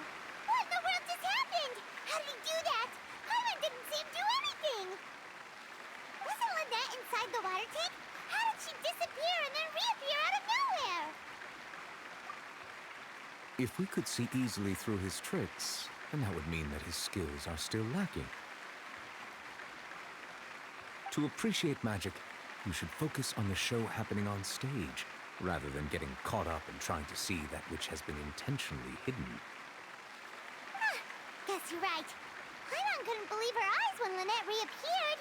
Amazing! Thank you everyone. I'm glad you enjoyed that performance. But our magical journey has only just begun. I've prepared even more astonishing surprises for everyone here. The magic of transformation and disappearance can go far beyond what you've just seen. I'm sure many of you are thinking that escaping the water tank was impressive enough, but Lynette is still my assistant after all. In which case, I have ample time to make all necessary preparations. So, for my next trick, I will require the participation of one lucky audience member. Please, if my assistants could bring out the magical boxes now. There are 2 boxes, and only 2 boxes. One is here, and one is there in the aisle among the audience. I'm sure many of our clever audience members have already guessed our next magic trick. A swap! Our lucky audience member and I will each enter a magic box. After 1 minute, we will each emerge from the opposite box. Now please, everyone pay very close attention to the box you see here. Don't give me any chance to make a move. Wow! How's he gonna do this? Hey, do you think this is all magic tricks, or does Lenny have actual superpowers? The lucky audience member will be generated by this random number selector. It selects numbers entirely at random. Even I don't know who will be chosen to participate. Now then, let's begin.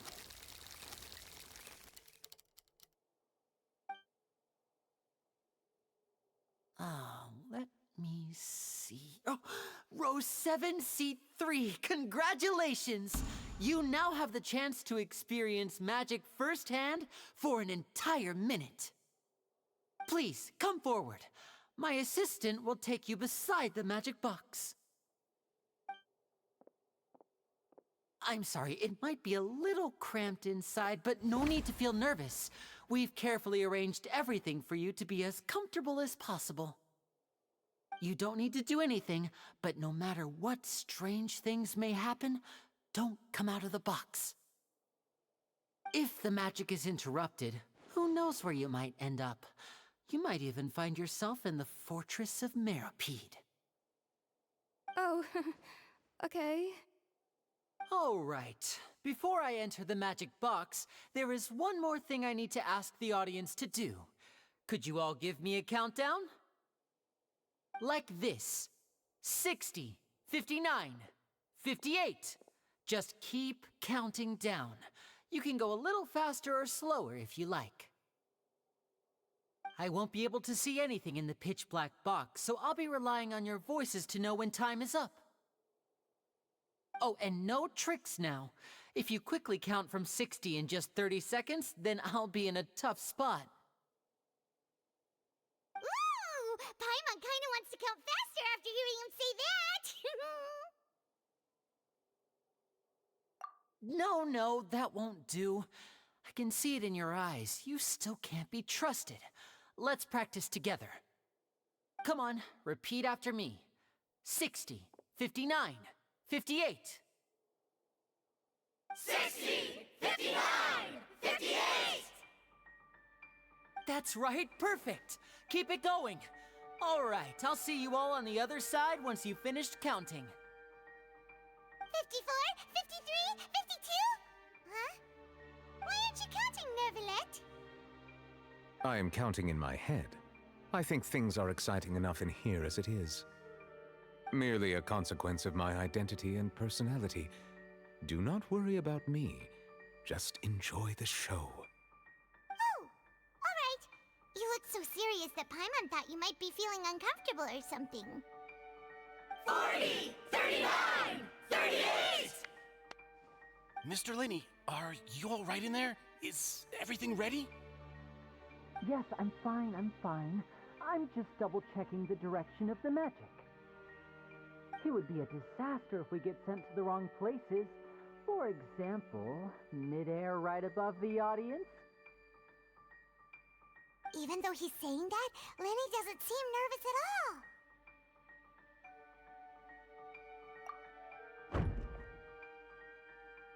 Ah, what was that noise? Did you hear it too? Not sure.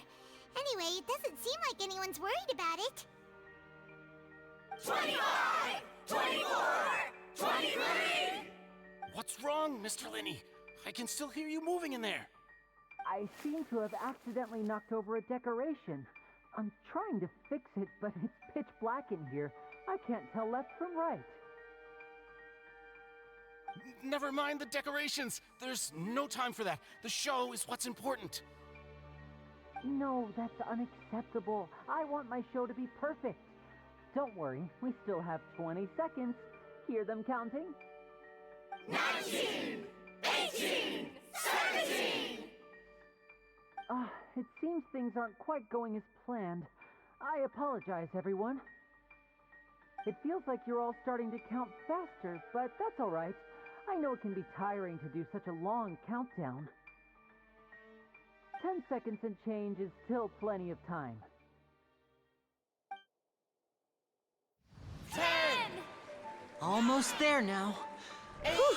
Swapping two people is harder work than you might think. Even a master magician like me can't guarantee I'll get it right the first time. Hey, wait!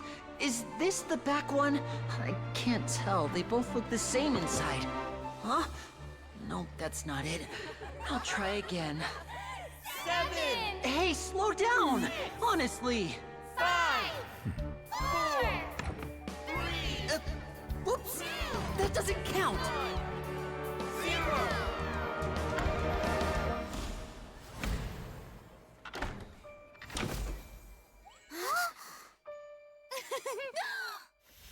Ta-da!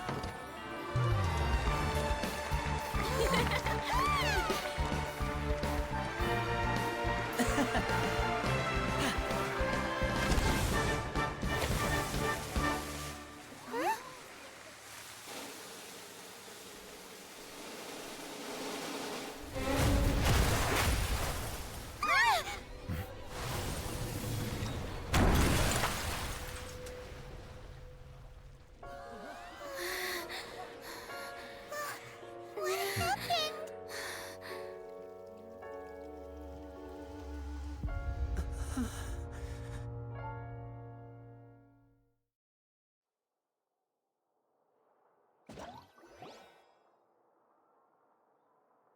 Huh? Is this part of the show? Mr. Lenny, you're going to use magic to fix the stage now, right? What happened? Oh no. Maybe this isn't part of the show. The girl was still in that box, right? This performance is over. Medical staff with me. Guards, secure the scene and detain all the performers. Seal the exits. No one is allowed in or out at this time. Yes, that's right. If this was just an accident, then we must investigate the cause. But if this was all part of some scheme, then those accountable will not escape the judgment of the God of Justice! No need to be alarmed, you two. We'll get to the bottom of this soon enough.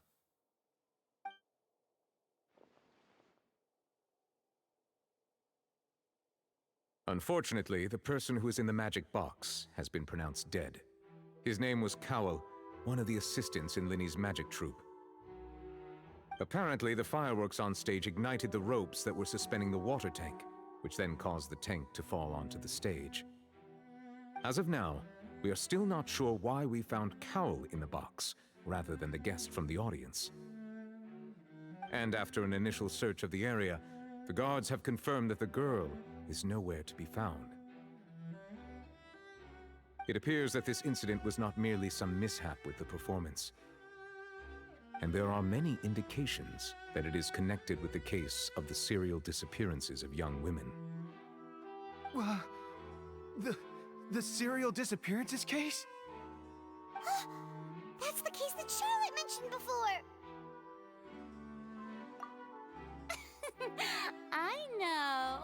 I know the truth. I can see through the whole thing. Really, using such a shallow and obvious mystery as his finale, did he really underestimate us that badly? I say that our powerful magician, Mr. Linny, is now the prime suspect for the serial disappearances case.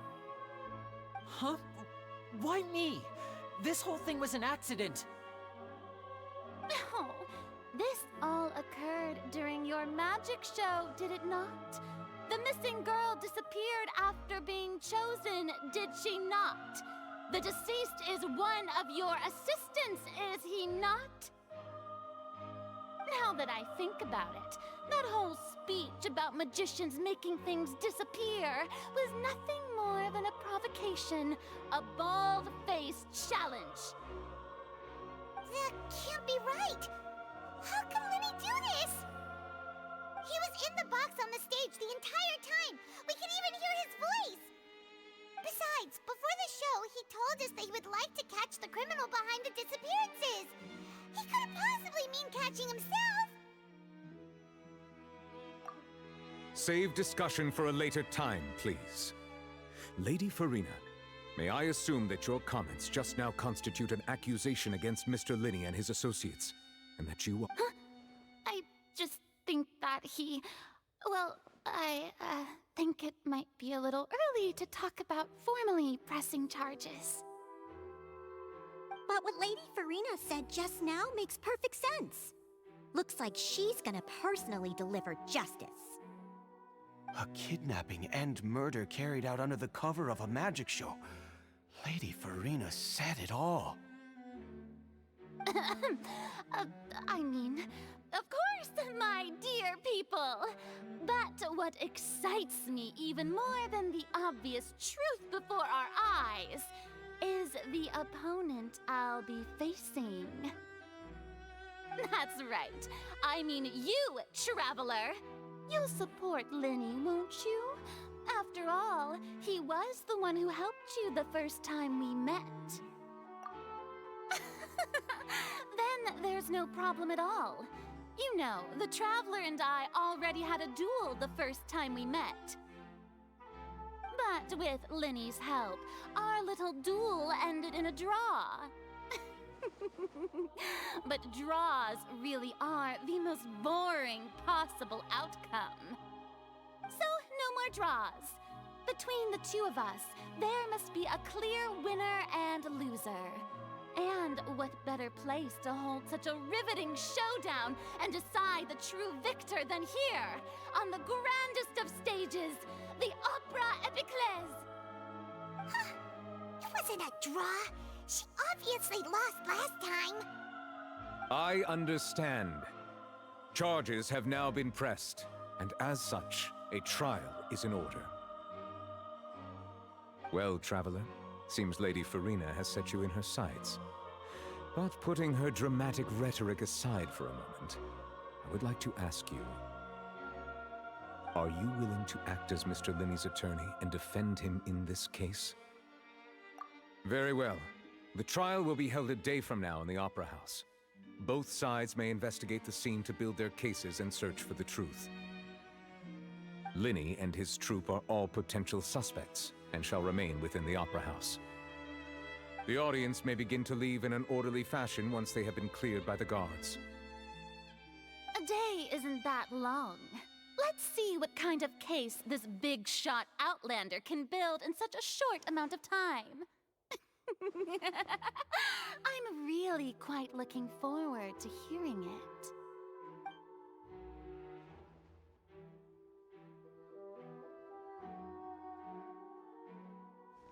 Lenny! Sorry about everything that happened just now. Were you frightened? Of course! Who wouldn't be scared after witnessing an accident like that? Yeah, I'm a little shaken up myself. How could this happen? And poor Cal. I know you already claimed that you would defend me, but now it's just us talking. Tell me, do you think I could possibly be the murderer? Good to hear. Thank you so much for trusting me. I'm sure everyone sees me as the biggest suspect at this point. But if you ask me, the whole thing is mysteries layered upon mysteries, such that all that's left is confusion. I don't know whether what happened there on the stage was purely an accident or not, and I don't know why poor Cal was in the box. As for how that girl chosen from the audience could suddenly disappear, I'm afraid I don't have any answers either.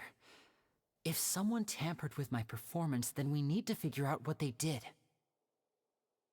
Even a skilled and knowledgeable magician like myself couldn't pull all that off in just 1 minute.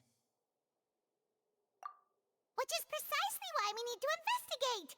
As this book says, the impossible could not have happened. Whatever happened must have been that which is possible. Paimon bought them when we were reading at the bookshop in the city earlier. Pretty cool, huh? Don't worry, Paimon used her own savings to buy them. It wasn't from our travel funds. I think they look cute on you, Paimon. You have good taste, Lynette. That's the right attitude. Feeling depressed isn't going to help me now. I need to get back to my normal self. But with the guards watching our every move, it's going to be especially difficult for Lynette and I to prove our own innocence. Good thing you agreed to be our attorneys. Thanks for that. We'll be counting on you. Yes, thank you so much. Yeah, just leave it to us. Oh, since we're going to start investigating, Paimon has a question first. Where did Lynette go during the performance? Well, I'm afraid that would involve some of our essential trade secrets as magicians. The secrets behind our magic are past saving, Linny. I suppose you're right. The truth behind our tricks is going to be important evidence that will be weighted during the trial. 'Tis truly a pity. As a magician, our magic show is a work of art. We've poured countless hours and spared no effort in perfecting it. But if revealing our secrets will help you uncover the truth behind what happened, then it will be well worth it. We should go somewhere else if we're going to discuss our magic tricks. We'll go speak with the guards, and in the meantime, you can go investigate the stage and the seating areas. Alright, let's go have a look while the investigation teams are still here. Detective Paimon is on the case!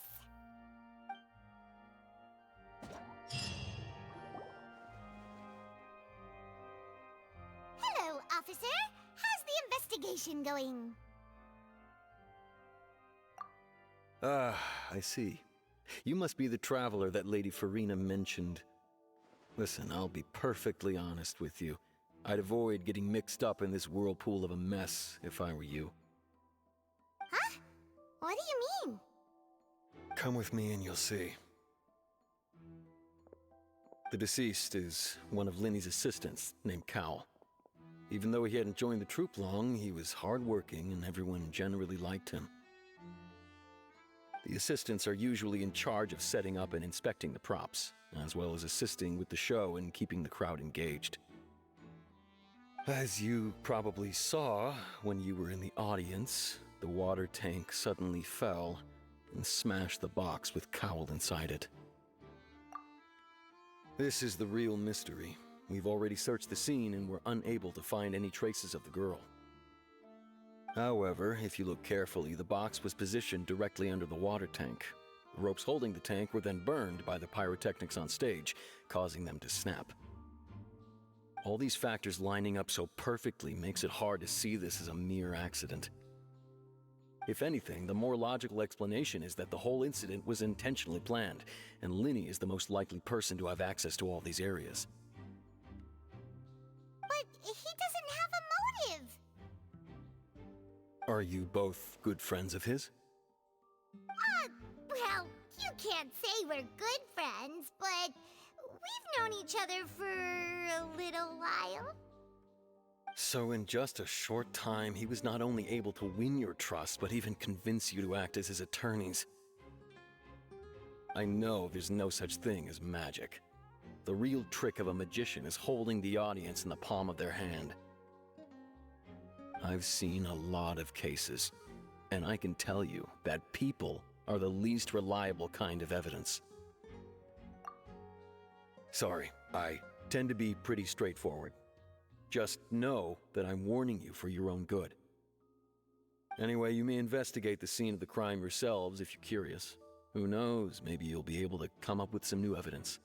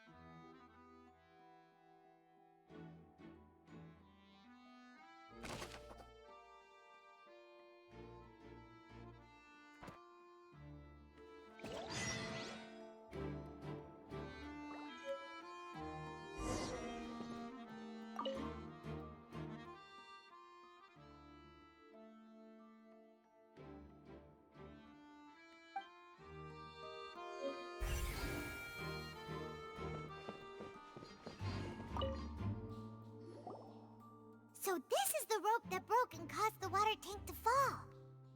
The rope looks pretty durable. How can it be burned through so quickly by fireworks? Why are you suddenly so serious, Traveler?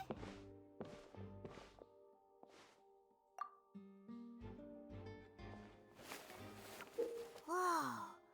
Look! This bit is made from different material! Most of it was burned away, but there's still a little bit of it left. Huh. So if a rope meant to hold something was made with that kind of material in it, then that means... Wait! Why don't you write all this down? Let's take notes!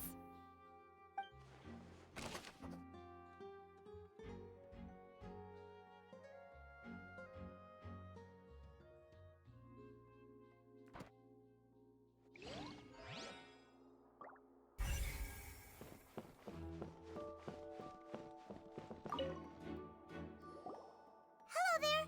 What are you investigating? Oh, this location has also been cordoned off because the Magic Troupe members are currently considered prime suspects. The investigation team is still collecting evidence. The seats were all booked in advance, so we were able to deduce the missing woman's identity by checking the guest list. Sure, it's not like this is confidential information. We will publish it later anyway when we petition the public to help us find the missing person.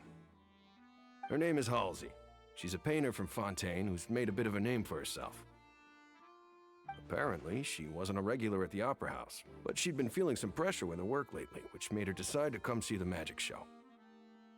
The Magic Troupe members all claim not to know her. We have looked into her social connections. It seems that she has no personal grievances or conflicts of interest with the suspects. Simply put, she wasn't related to the Magic Troupe at all, which matches the features of the previous serial disappearances. Were the victims of previous cases also chosen at random? That's how it seems to us, in any case. Apart from the fact that they were all young women of around the same age range, there really weren't any other connections between them. Okay then. No need to be so formal. If you do happen to see the missing girl, please be sure to contact us. It is of utmost importance that we get to the bottom of these disappearances.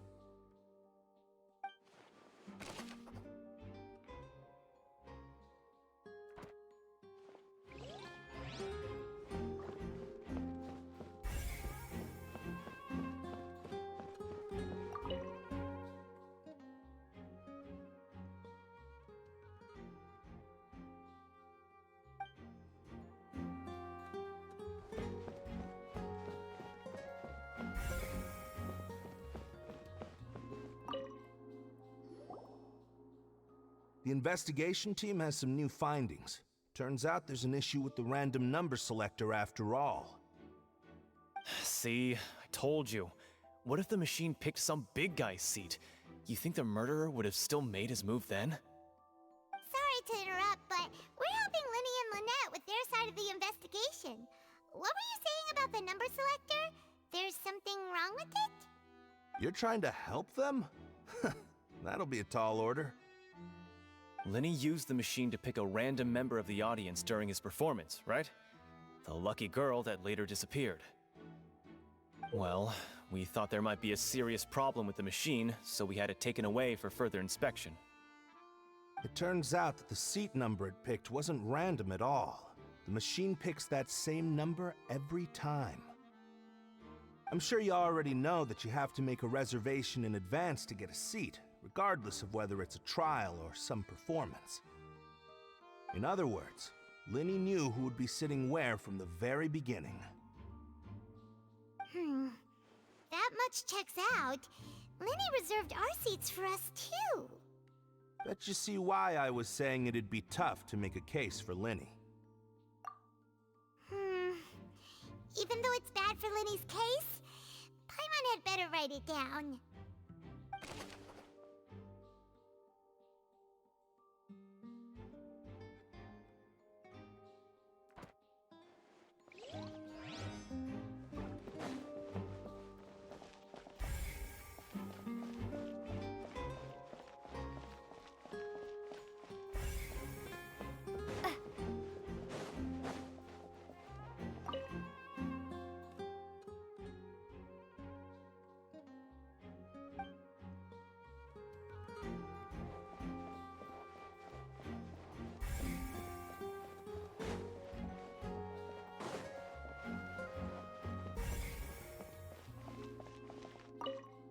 Lenny's still talking to the guards.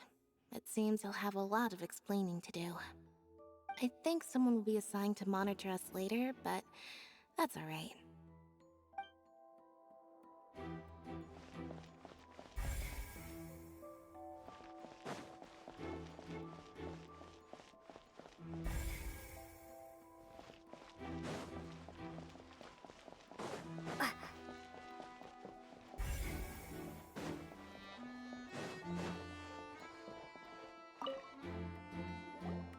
I see that you're investigating the area. Well, it just so happens that I'm interested too. If you find any new and interesting leads, be sure to share them with me, alright? We don't have too many thoughts yet. Then why don't I tell you my hypothesis first? The way I see it. It all started with that loud thud. The thud? Oh, you mean the sound that happened during the countdown? Yes, exactly. It wasn't terribly loud, but I suspect that most people heard it. It's just that everyone was awaiting the results of Lenny's trick with bated breath, so no one paid it much mind. But now that the incident has happened, the thud has become an important clue. That makes sense. So, what do you make of it? I'm of the opinion that it may have been the sound of Lenny's accomplice, Lynette perhaps, jumping atop the water tank or something like that. And when the pyrotechnics went off, she cut the rope, sending the water tank crashing down. Wait, wasn't the noise we heard too loud for that?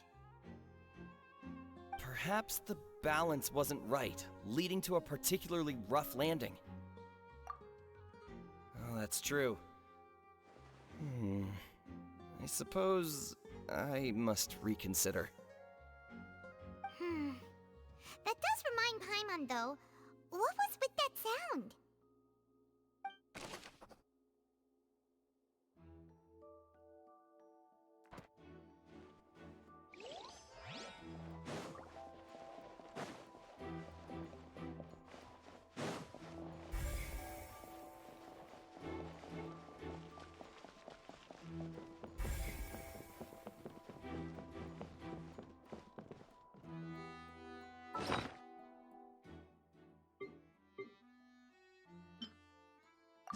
Whoever the murderer was, this rope was up. People needed to register. Why would it be him?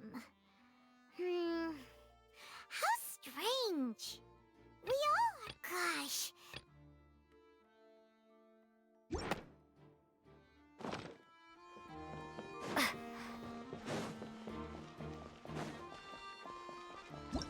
Why would it be...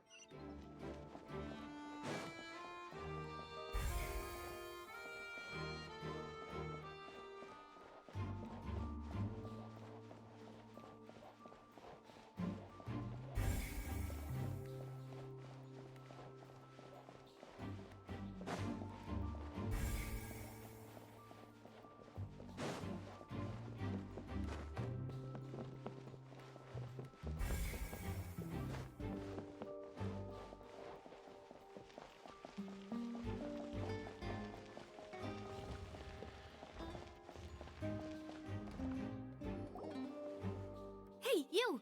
Yes, both of you! Over here! I've been keeping an eye on you for a while now. Huh? You mean us? That's right.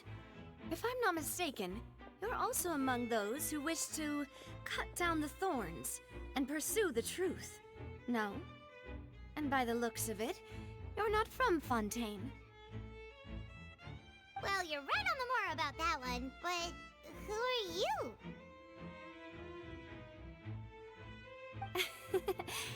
Have you never heard of the Spina di Rosula? From mediating disputes and providing protection to solving conundrums, you name it, Spina di Rosula does it.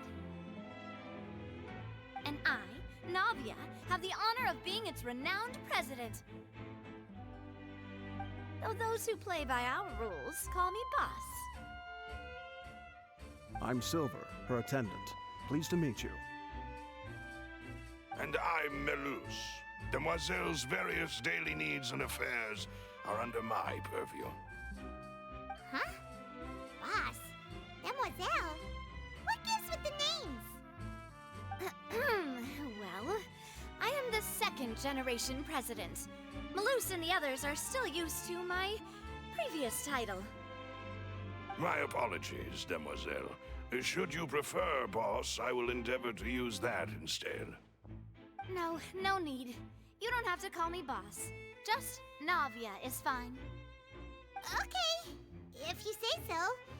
Not that we're members of Spina di Rasula anyway. All merely trifling details. Never mind. Now, back to the situation at hand. That's right. I've always kept an eye on the serial disappearance cases. My interest stems from a matter back from my father's time. Judging from the look of things, I find Linny an unlikely mastermind. Really? We think so too! That's why we're looking for clues now. But how did you come to that conclusion? Intuition, naturally. My unparalleled intuition. Farina sure was quick to point the finger at Linny without any decisive evidence whatsoever, wasn't she? But that's not uncommon for her. If you remember, the Justice had to interrupt her and ask if she was pressing charges just to keep her from getting carried away. Anyway, a trial begins the moment someone levels charges. And, of course, there was no way Farina was going to back down in that situation. Sounds more like you just don't trust the Hydro Archon. Well, what's your opinion? I must admit that she can be interesting at times, but liking her doesn't mean that I'll blindly agree with her. All right, I've answered your question. Now, it's time you answer mine. Wait a minute, did that answer count?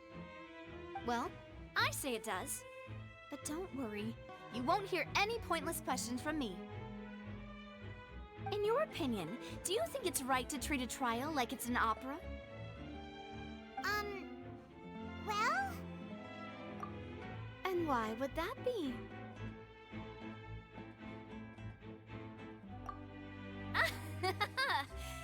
See, Silver and Malus? I told you they'd be different. Most astute of you, Demoiselle. I, too, think that the Traveler's response was most excellent. No matter how wonderful the script or how fervent the audience's expectations may be, the trials that go on stage here must be based in fact. And if that can be done, boss, then... All right, that's quite enough, Malus. Anyway, I like your answer. You passed with flying colors. Now, I need to make some preparations, following which our joint investigation shall commence. You two shall be my assistants. Wait! Since when did we become assistants? Oh, well, I can be the assistant, sure. Or your companion, if you like. I'm really not that fussy. That's more like it. Far be it from me to brag, but I believe that Demoiselle's intuition will be instrumental in uncovering the truth. You wish to save a friend from false accusations, and we wish to unravel the disappearances. In this sense, our goals are aligned. You have a point. You're quite the talker, aren't you, mister? And what about you over there? What do you think? You seem like you've got something on your mind. I have nothing to add. Oh, alrighty then. We'll be making some preparations first. Just be sure to let us know if they start revealing Linny's tricks. Thanks!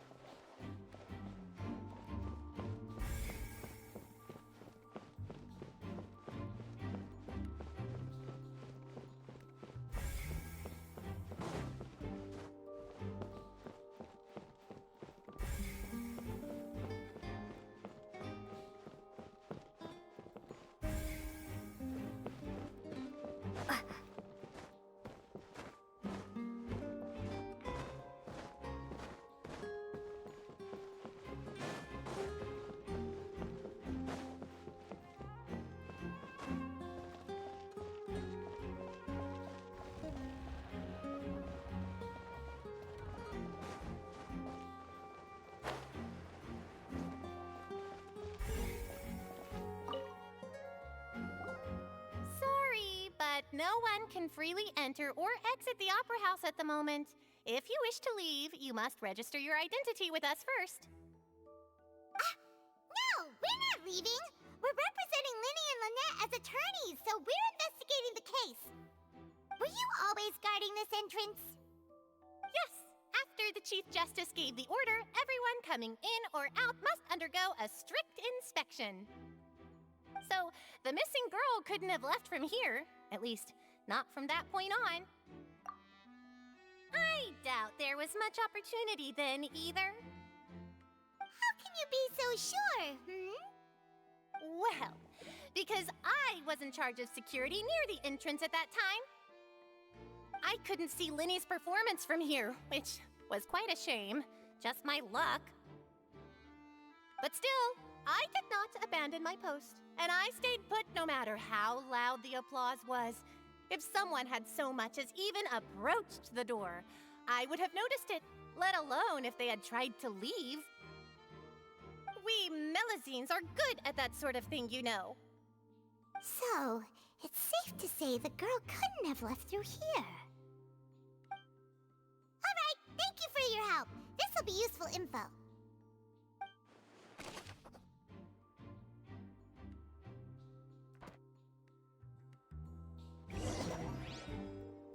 We've checked everything of note here at the performance venue.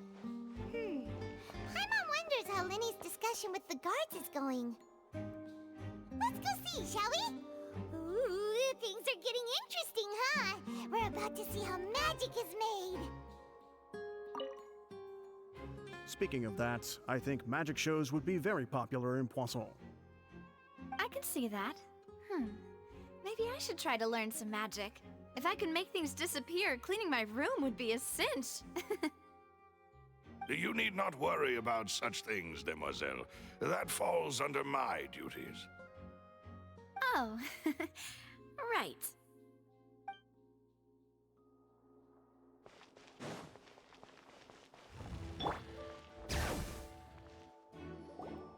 Understood.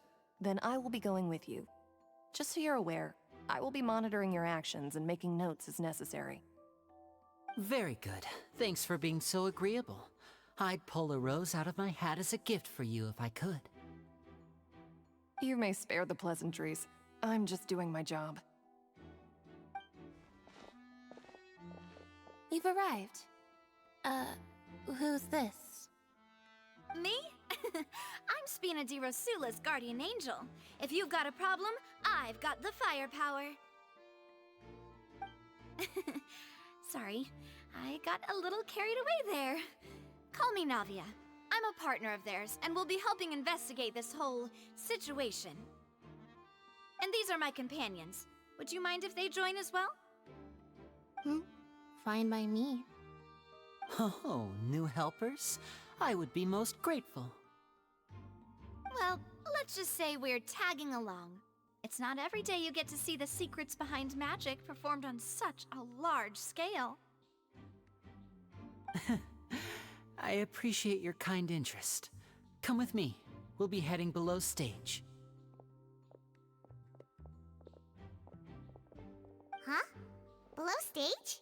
Yes, a world of secrets is hidden beneath this magic box, prepared specifically for this switcheroo trick. But before I reveal everything, you should have a look first. Notice anything strange here?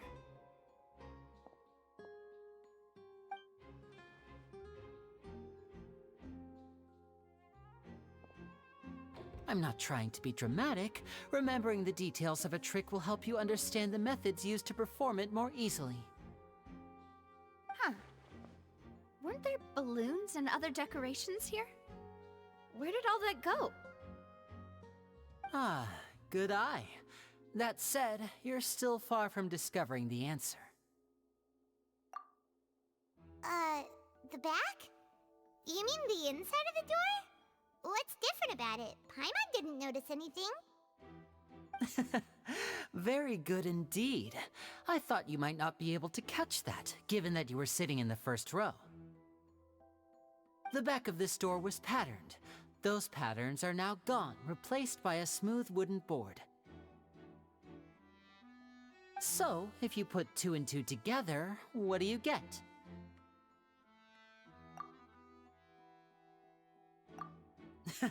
Exactly. All right, let's go.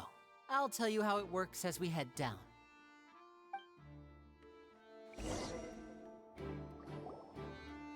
Oh, so there was a passageway under the magic box! I knew you'd figure out most of it as soon as you saw this place. The 2 magic boxes are positioned right above the 2 entrances of the tunnel. See this flatbed trolley?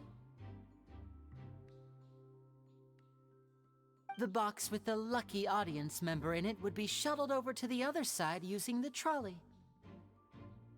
This trolley can raise and lower and even rotate, ensuring that the box will face in the right direction. I see. So that's the purpose of the box inside another box. Precisely. The inner box would descend after the audience member was put inside and be moved along the trolley, all while the outer box would remain on stage as if nothing had ever changed. So that's how you did it!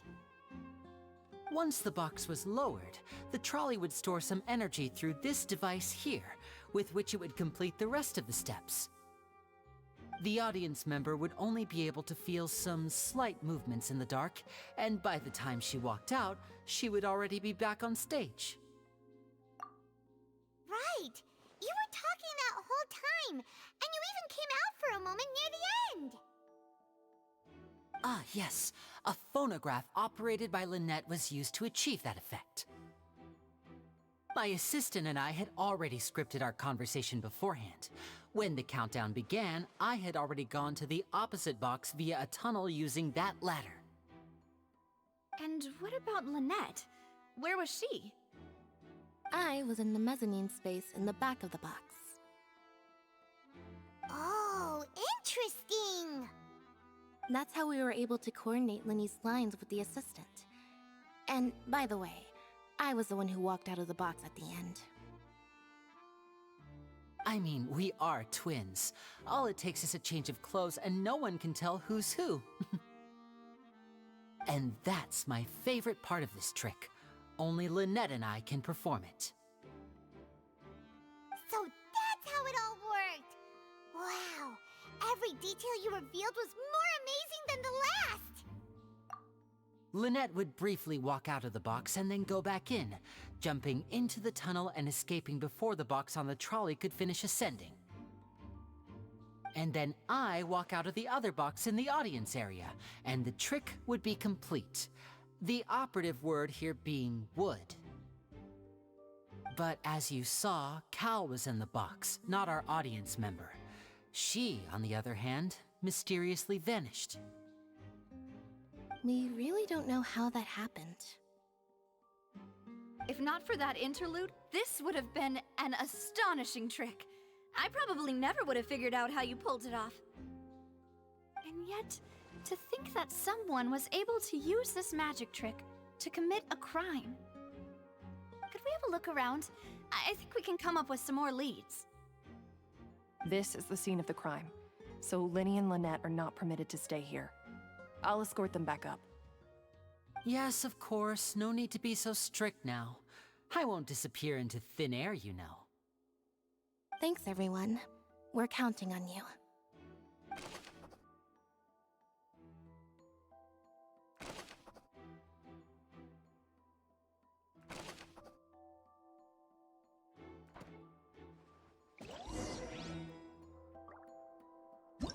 Why would it be him?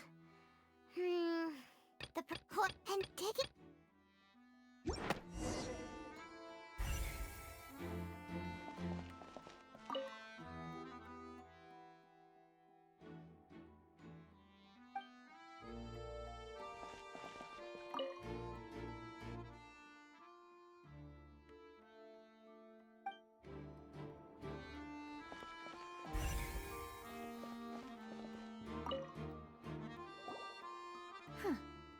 What's this?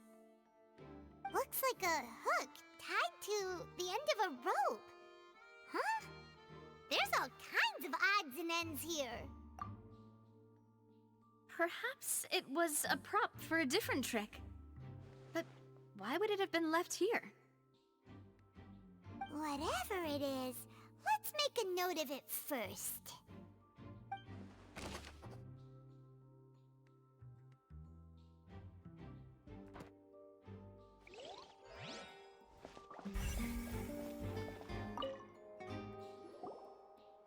The floor is wet. Please be careful not to slip. Speaking of which, why would there be water here? Oh, Paimon knows! It's one of those tricks where you pour water into a jug and then flip the jug over only for the water to disappear? And here's a broken vase. Huh. Did the trolley knock it down while moving? That can't be. The trolley moves along tracks from start to finish. It couldn't have hit the vase at this distance. Let's note this down too and think about it later.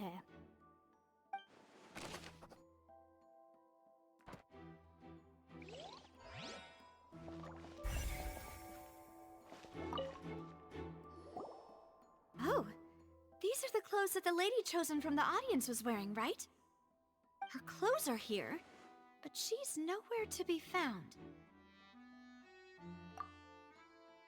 Right. And do you really need to do that if you're kidnapping them? Ugh, this is so confusing. Paimon doesn't want to be a detective anymore.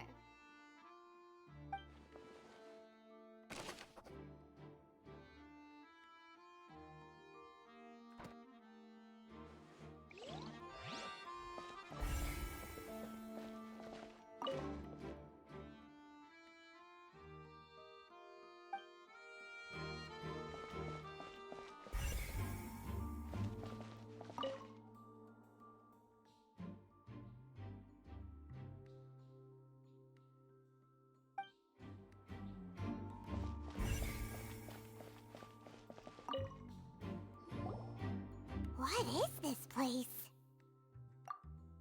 It seems someone could fit through here. Huh. Could this have been the suspect's escape route? Alone, perhaps. But if they had to pull another person with them, the space would be too narrow. But there are no other ways in or out of here.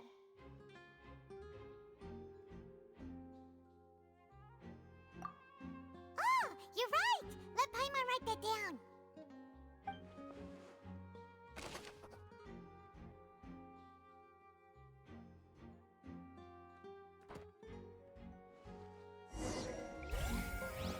Seems we're just about done investigating down here. Yes.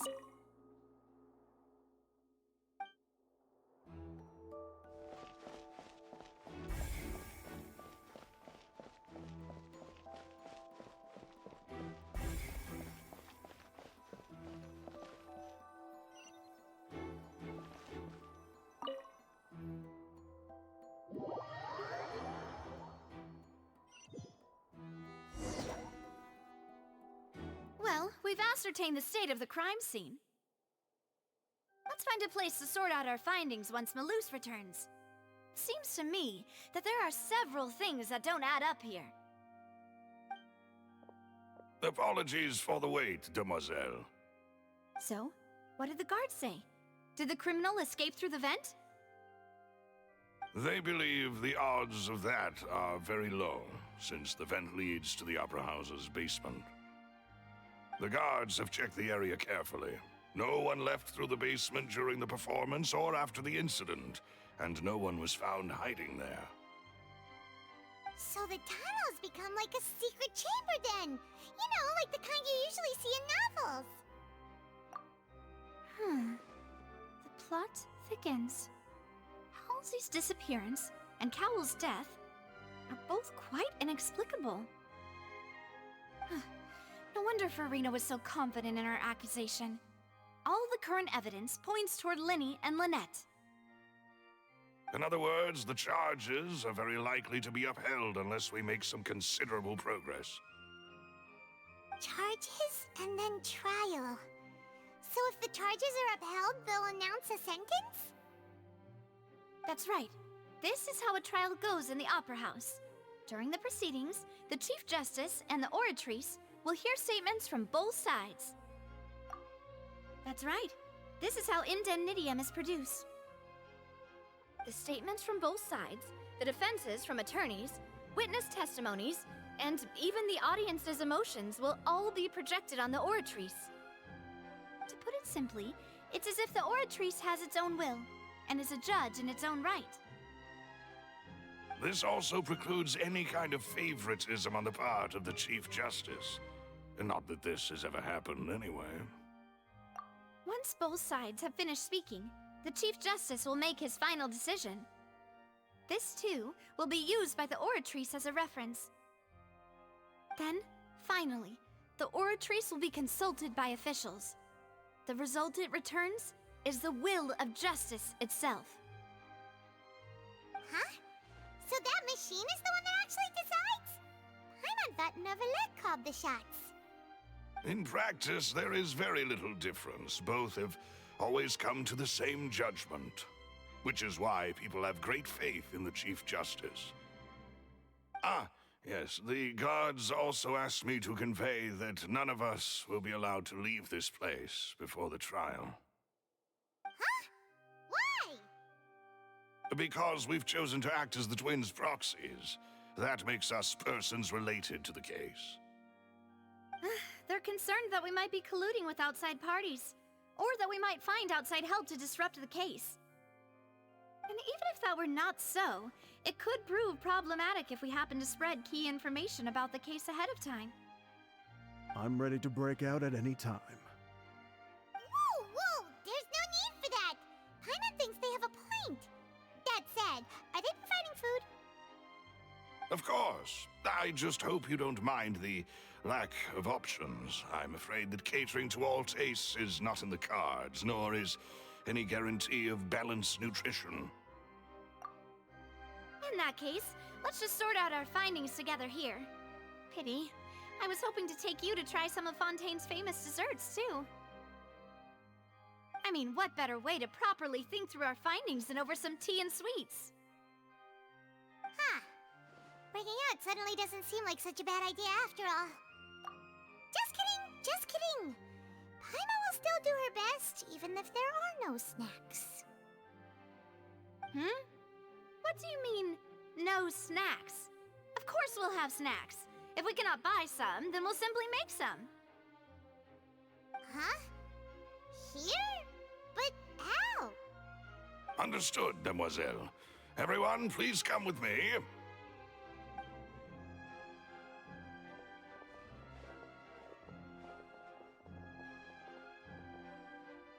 Wait, you're carrying a portable stove with you? Yes, I must be prepared to meet the Demoiselle's baking needs whenever the fancy strikes her. I have eggs, sugar, and almonds at the ready. Good work, you two. Then I'll get to it. Please sit tight for a moment. You'll get to taste my awesome snacks soon enough. These three are quite the interesting group.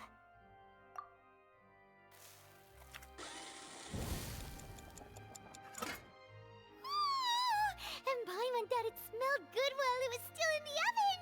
Oh, it's even better now. Paimon can't stop drooling. From the way you had these two guys carrying all that stuff around, Paimon thought you'd have them do more during the baking process. But you ended up doing the entire thing by yourself. Beating the egg whites, grinding almonds, everything. I was applauding. And I was giving encouraging smiles. Paimon was just thinking, aren't you worried about getting your fancy dress dirty beating egg whites and baking like this?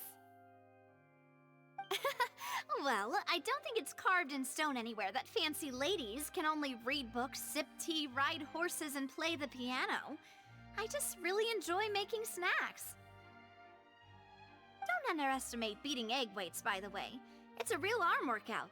You also need to beat them to just the right consistency, or your macarons will crack. Anyway, give these a try, fresh out of the oven. There's 3 for each of us. Only 3? Well, eating too many sweet treats might send all that sugar to your head. You wouldn't be able to think clearly about the case on a sugar rush, would you? Tea is ready to be served as well. This is Demoiselle's favorite, strong black tea with a floral fragrance that clears the mind and lifts the spirit. No need for concern. I'm merely doing as I should.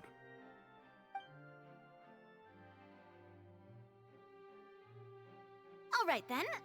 Down to business. As Paimon mentioned previously, the tunnel seems to be something of a secret chamber. However, we can assume that Linny and Lynette were not alone within it. Some criminal also occupied its sealed confines. The magician twins could have committed the crimes, of course, but they lack any logical motive. Exactly! Why would they do such a thing right when everyone was watching?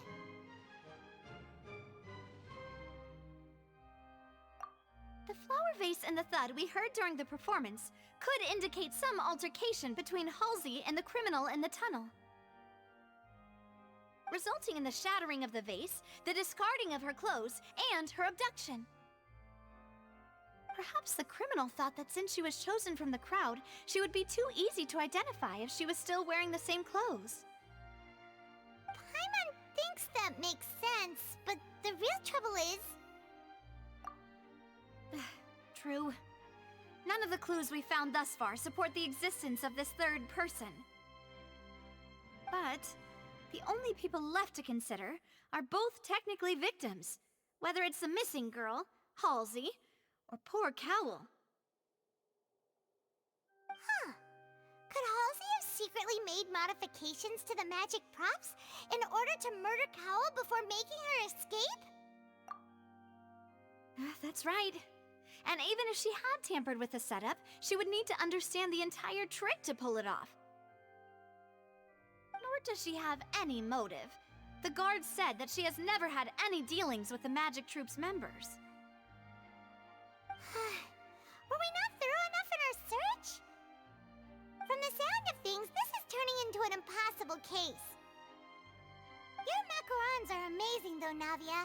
They smell great! They're nice and crisp and super sweet!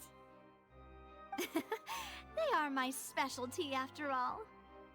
And I see you've already had 5 of them. What? 5? Oh, that can't be right. Paimon only counted 3, honest! Please don't worry about it.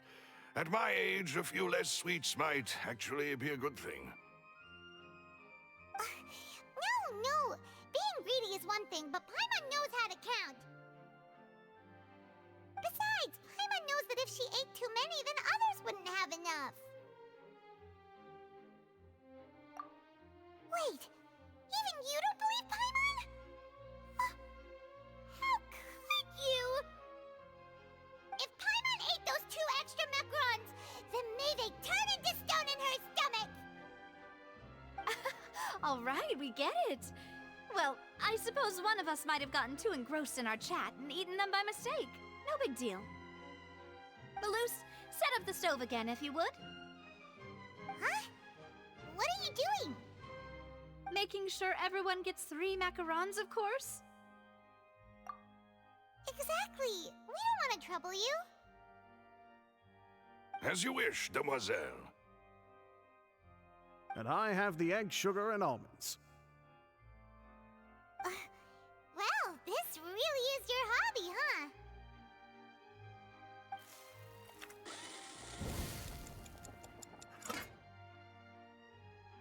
Well, that's it for snack time. I'm going to have another look around the area. I don't know what we're looking for yet, but we've still got some time. As attorneys, I suggest the 2 of you think the case over again. It would be awkward if you got all tongue-tied on stage during the trial. Alright, It was nothing. A small task for the Spina di Rosula. Silver, Malus, it's time to go. I'll be back if I find anything new.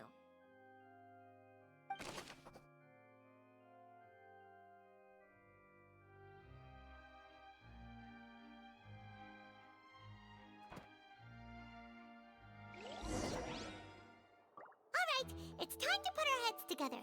We've got to get our defense ready for the trial. Oh, it's probably gonna be a long and difficult case. There's no point in worrying about that now. We just need to prepare. Here, take Paimon's notes. They should help you review the situation.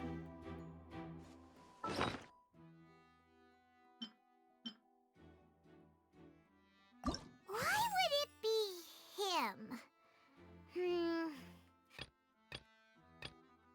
Whoever the murderer was, they must...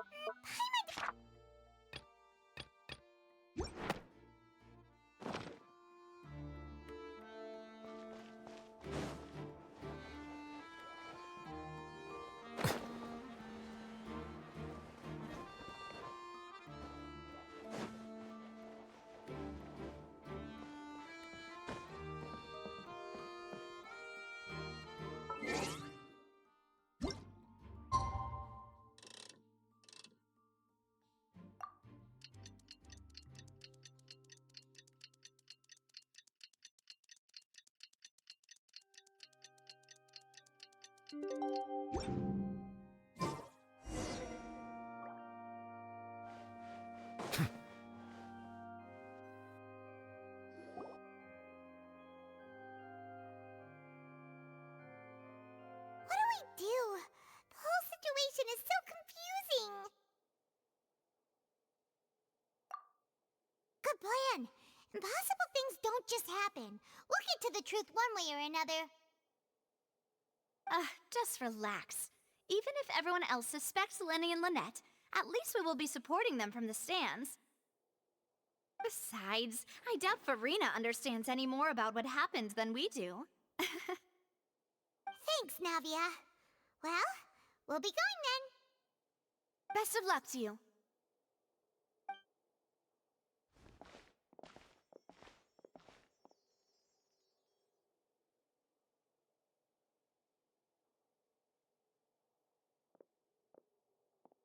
Ah, finally, you're back.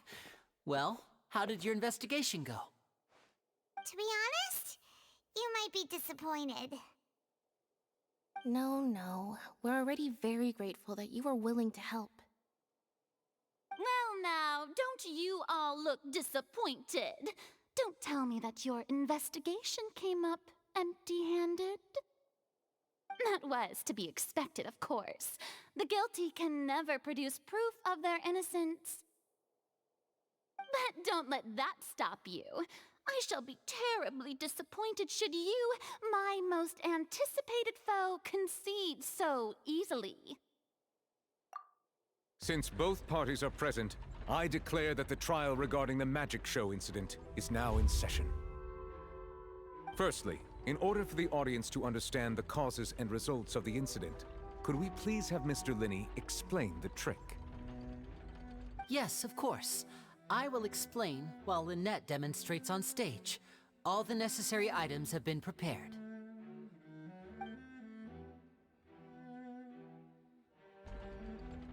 Thank you, Mr. Linney. In that case, I take your statement to be that you ran to and remained hidden within the magic box in the audience stands once the trick began, and thus could not have committed the crime. Is this correct?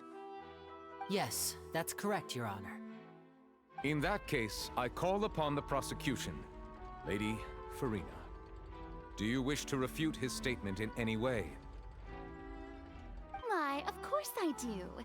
Allow me to take the first shot and break this case wide open. Mr. Linney is clearly lying. There is no way you could have been in the box the whole time if you were to abduct Halsey and murder Cowell. In fact, I'd say you were hardly in that tunnel at all. That is simply your hypothesis based on the presumption that I'm guilty. Oh, is that so? And if I may ask, what did you hear while you were inside your box? The roaring countdown of the crowd, of course. That's how I kept track of the time and built anticipation for the finale. And you didn't hear anything else at all? Nothing that might leave an impression of any kind? No, nothing. I see. But when the count reached 30 seconds or so, there was a thud. One so loud that I believe practically everyone heard it. Huh? Hey, hang on! Something's not right here. Yeah, I'm sure he could have heard a noise that loud from inside the box. I was right by the box, and I definitely heard the thud. Look at those scales. Could those mean... Well then, ladies and gentlemen, allow me to use the words of the magician himself. You never know what can happen in the blink of an eye. Indeed, it seems his alibi can also collapse in the blink of an eye. Of course, I have armed myself to do far more than smash your alibi. Confidence cannot go unfounded, and my foundations are rock solid.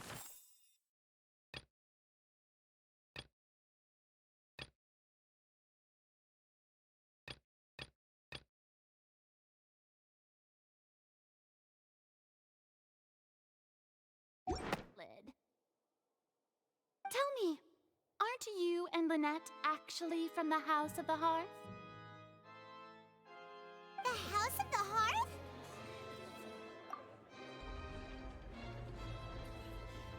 No wonder they did something like this. So the serial disappearances were the Fatui's doing. Now it all makes sense. I've got a feeling that what happened on stage probably wasn't just an accident. That's irrelevant. Our identities have nothing to do with what happened. Indeed. Then perhaps you could tell us everything that happened during that 1 minute. Your first priority is to prove yourself innocent after all. I'm sure there is little that needs to be kept secret now. Unless your script already has holes in it.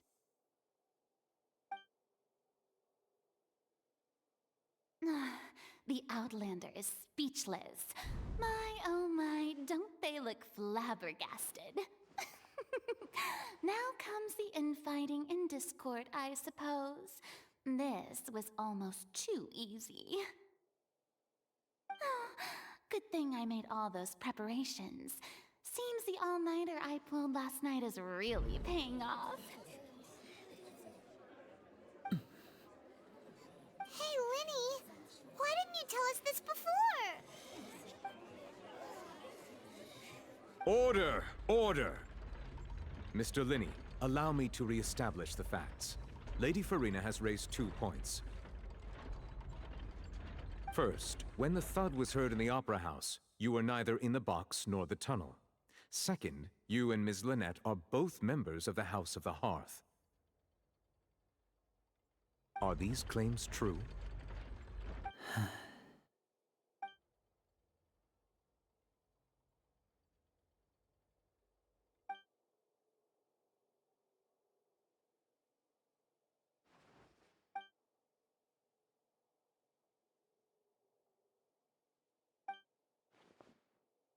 Please answer my question, Mr. Linney.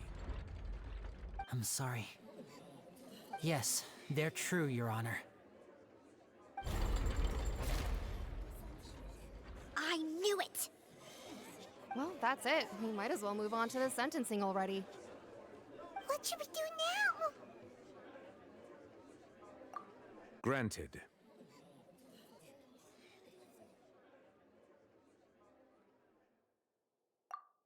In that case, what is your request? Is that really necessary? They're already as good as guilty. The defendant deceived their own attorneys. What is there left to discuss? Order! Order, I say! Your request is reasonable, and we shall adjourn. This trial will reconvene in 1 hour. So you would stick to Mr. Linney's defense even after knowing what you do now? You certainly have more professionalism than I thought. In that case, my dear audience, let's allow the joy of victory to steep for a little while longer.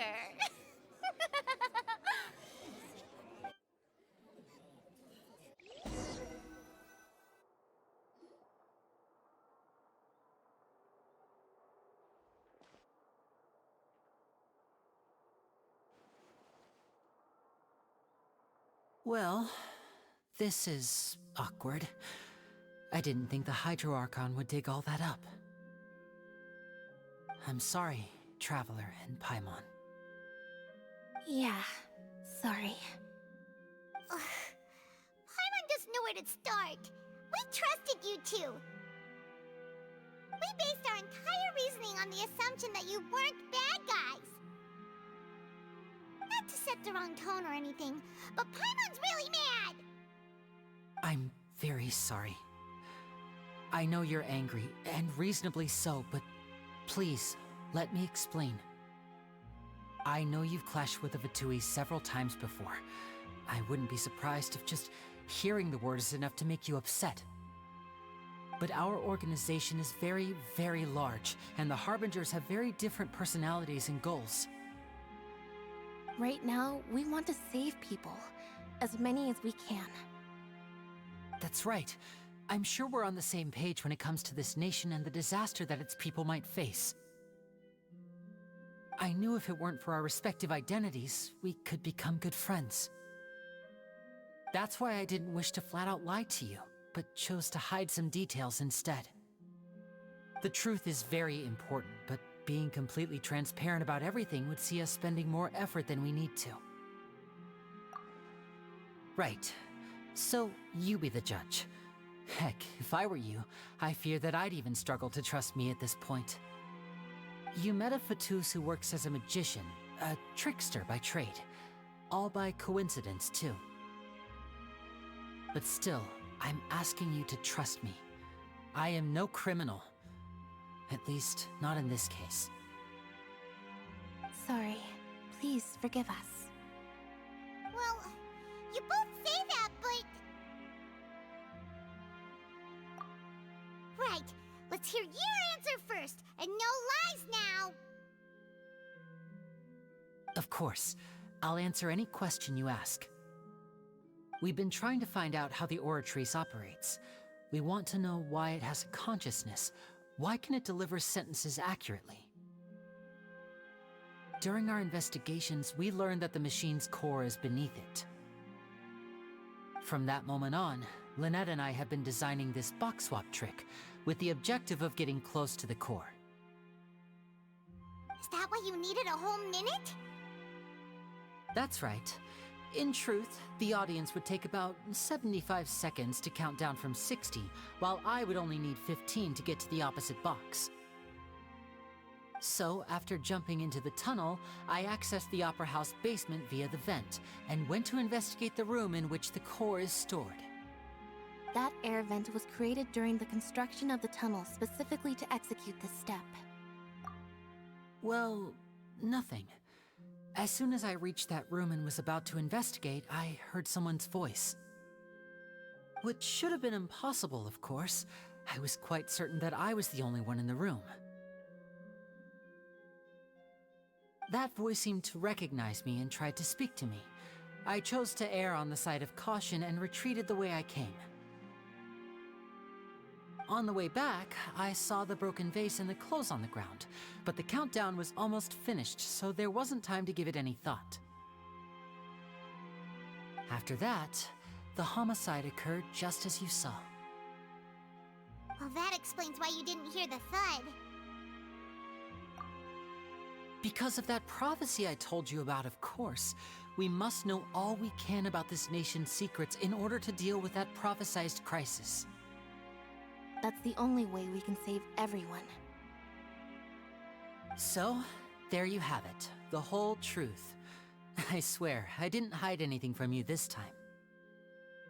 It was never my wish to proceed under this cloud of mistrust either.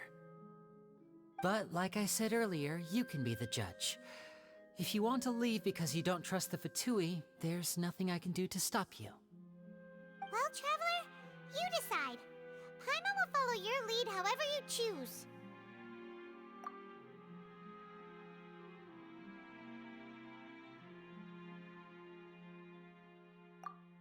Okay, thank you. Thanks for giving us a chance. The current problem is that the scales are tipped pretty badly against you two. If we want to refute the Hydro Archon's accusations, we're gonna need a seriously watertight defense. Huh? Oh, Paimon thinks she gets what you mean.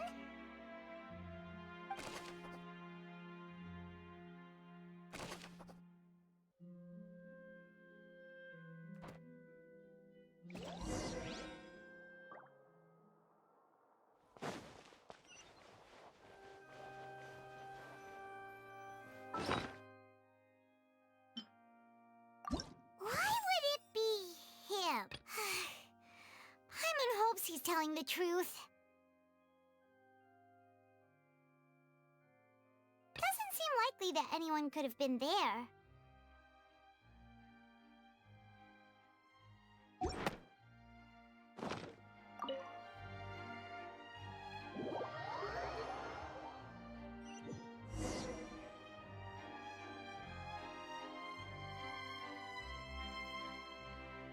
Both parties have returned to their positions. Let us continue the trial.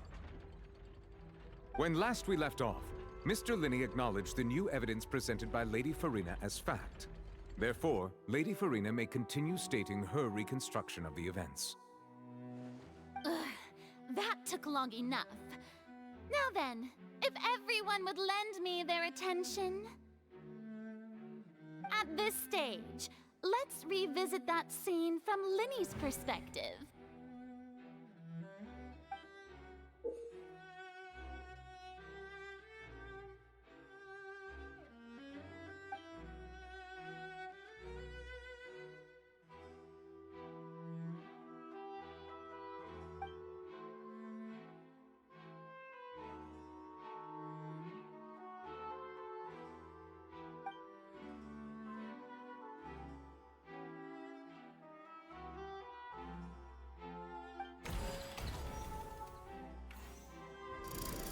Countdown began, he entered the tunnel.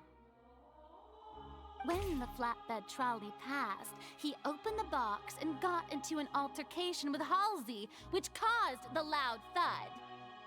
He did not realize that this sound could be heard by everyone in the opera house, which is why he claimed earlier that he could not hear the sound.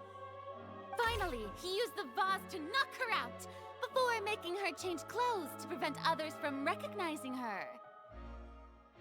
At this time, Cowell arrived in the tunnel, having heard that strange noise, and caught Linney red-handed. So Linney proceeded to knock him out too before stuffing him into that box. Afterward, Linney passed the unconscious Halsey to his accomplice through the magic box in the audience stands, before operating the devices such that Cowell's death would be ruled an accident. And there you have it. That's the truth behind what happened. Does the defendant's side have any objections to Lady Farina's description of the events? The key to refuting Lady Farina is the order of events. What Linney experienced and what he saw.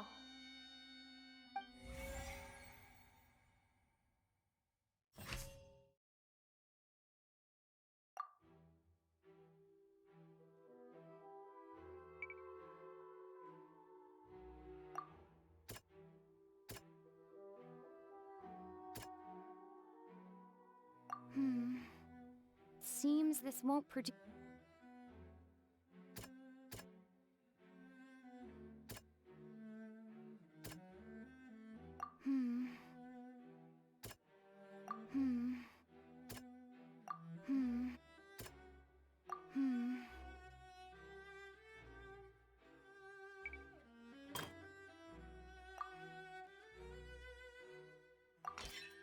According to Linny, he left via the vent after entering the tunnel. He couldn't have had that altercation with Halsey.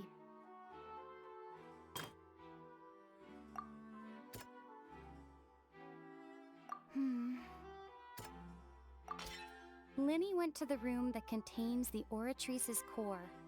This is the actual truth.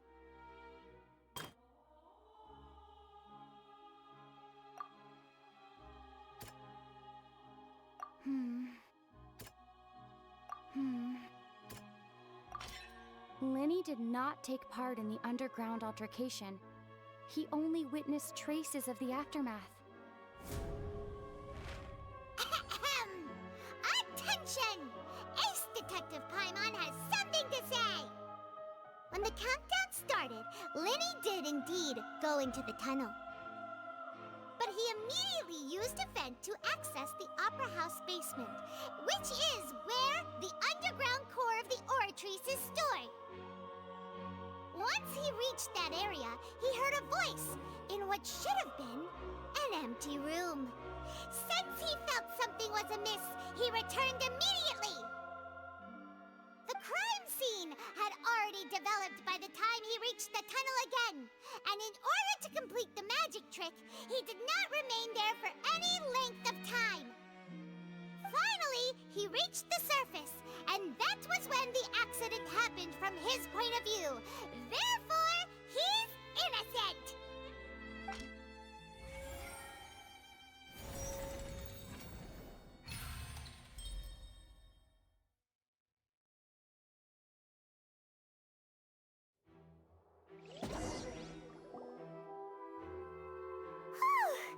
Paimon did it! Paimon actually managed to say all that! Wasn't it awesome? In other words, you believe that he knew nothing of the incident? That's right! My reasoning? If that's the case, then if Cowell hadn't entered the tunnel, who was the entire setup meant to kill? Assuming that what you say is true, Linny only needed to kidnap the young girl to cause a new disappearance case.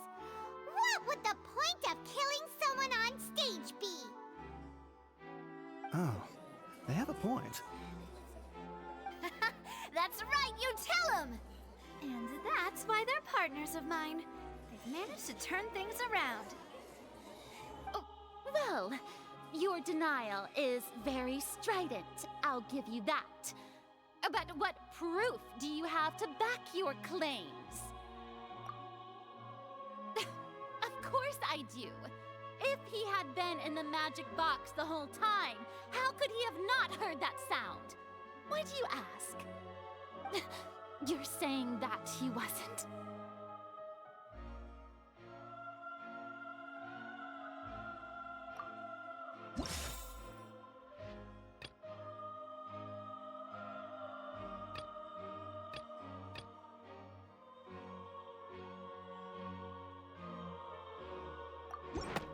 Are you sure we don't need to give this more thought? That's right! Linny wasn't in the box or in the tunnel. That's why he didn't hear anything strange during the performance. This means that when the crime happened, Linny had already entered the basement via the vent. The same clue you used to disprove his alibi has now become the best proof! How do you like that? Well played. To think you'd use such logic. Well then, if it wasn't Linny who committed the crimes, then who was it?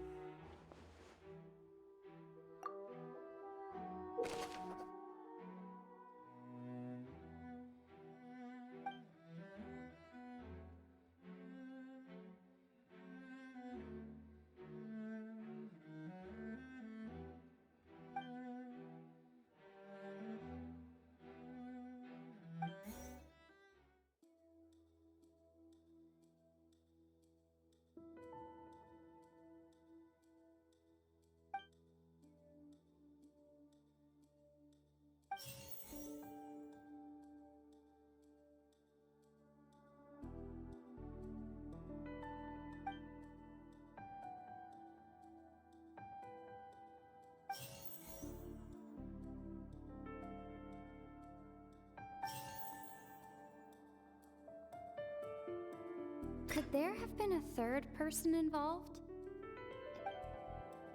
The deceased's name is Cowell, Linny's assistant. He would have been able to tamper with the equipment. Halsey is the missing person and an ordinary audience member. Or, the deceased's name is Cowell, Linny's assistant. He would have been able to tamper with the equipment. Could there have been a third person involved? Is that really a possibility? The deceased's name is Cowell, Linny's assistant. He would have been able to tamper with the equipment.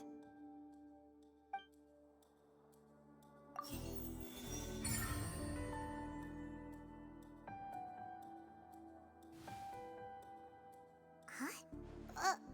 That can't be right. Are you serious? The killer was, in fact, Cowell, the deceased! Oh, is that so?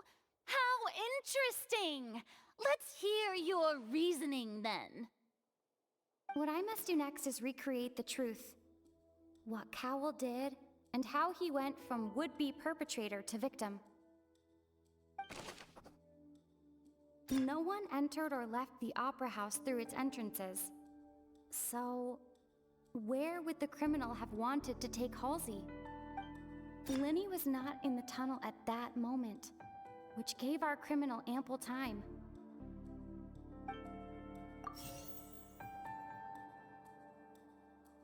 Halsey's clothing was in the tunnel. The sound we heard may have come from a clash between the missing Halsey and the criminal.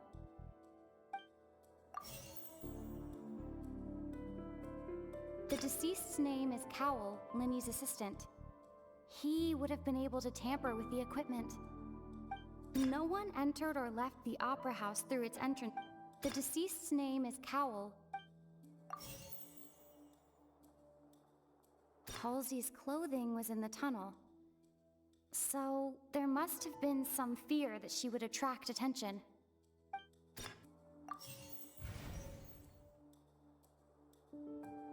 No one entered or left the opera house through its entrance. It would have been tough for both people to fit into that vent. They would likely have bumped into Linny as well.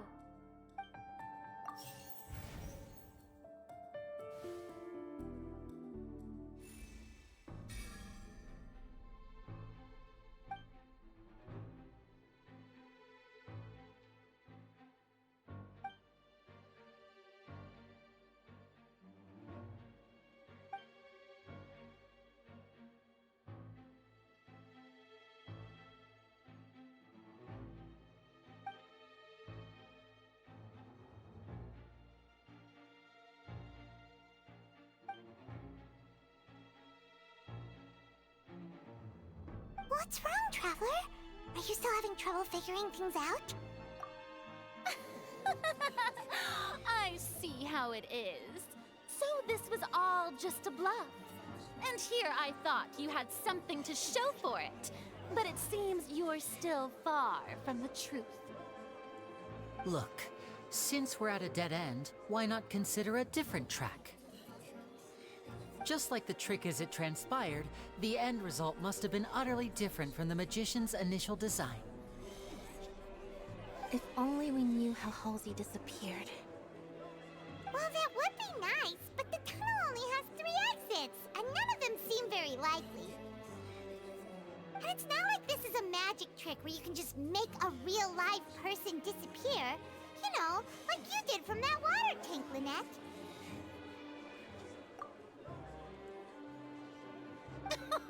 Excuse my interruption, dear opponents, but do you not see that the crowd is growing impatient? There is no greater sin in this opera house than an awkward delay in the performance.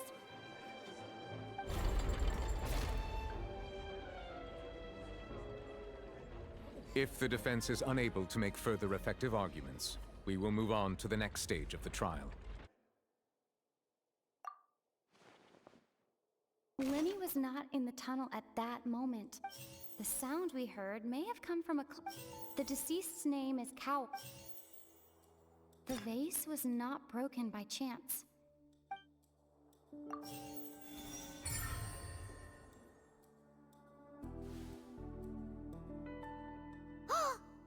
gets it! It all comes together if Halsey disappeared instead of being kidnapped. Lynette escaped from the water tank, vanishing gradually and leaving only clothes behind. If there's a similar method where a person could be transformed into water... Oh, just a moment, please.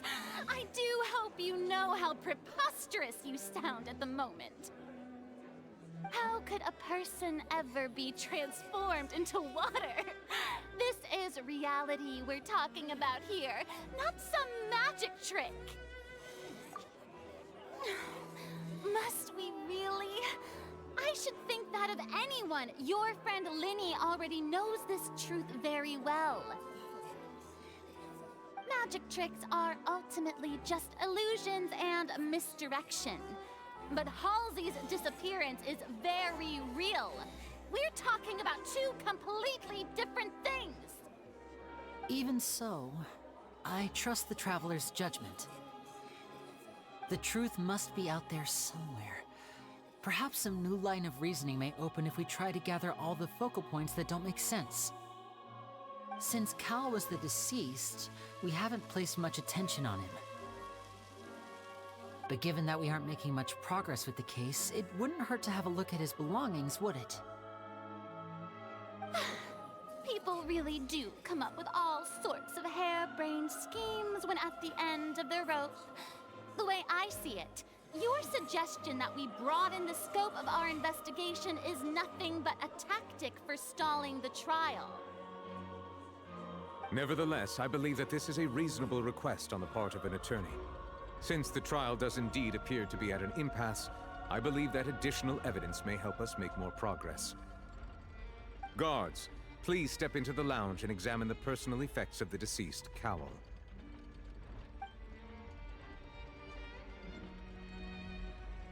We are still examining the items, but we have already made critical progress that we feel must be shared with everyone post-haste. We discovered several test tubes of fluid within Cowell's baggage, each labeled separately.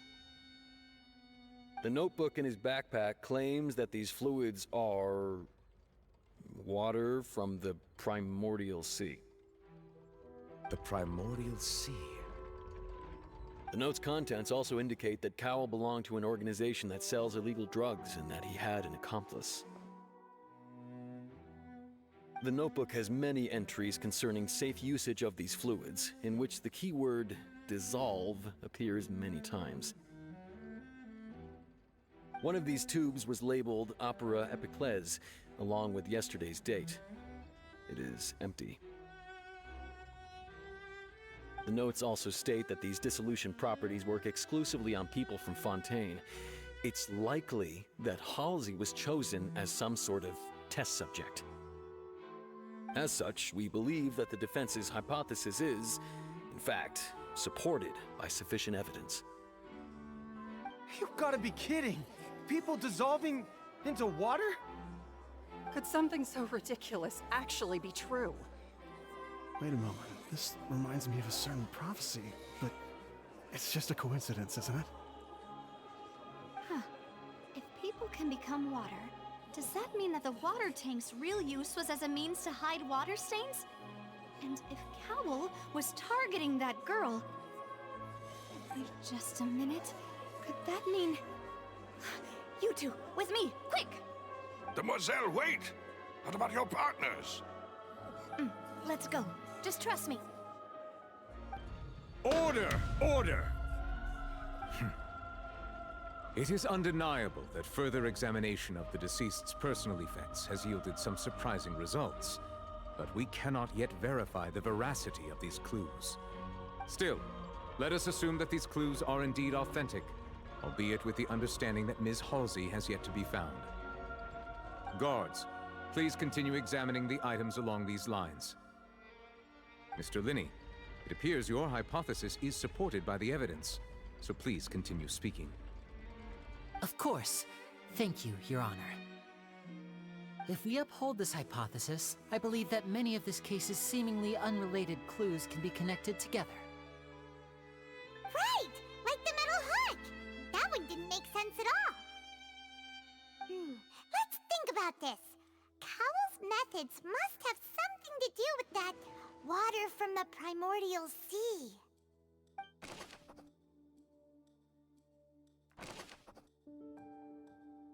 The deceased's name is Cowell.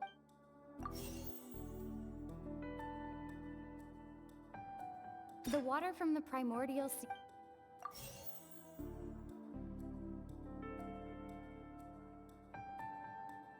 The water from the primordial sea should already have been prepped before.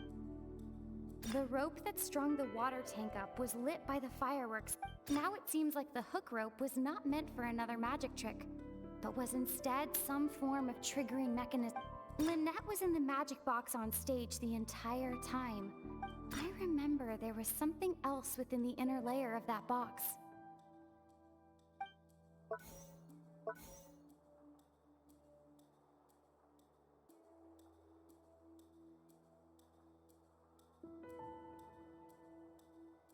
Now it seems like the hook rope. The water from the primordial.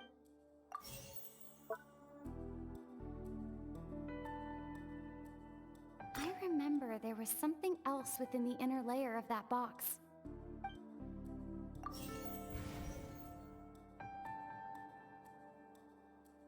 Now it seems like the hook rope was not. The rope that strung the water tank up was lit by the fireworks and cut.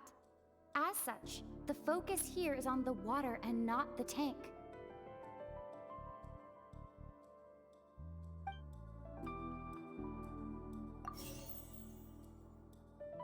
Lynette was in the magic box on stage the entire time. I remember there was something else.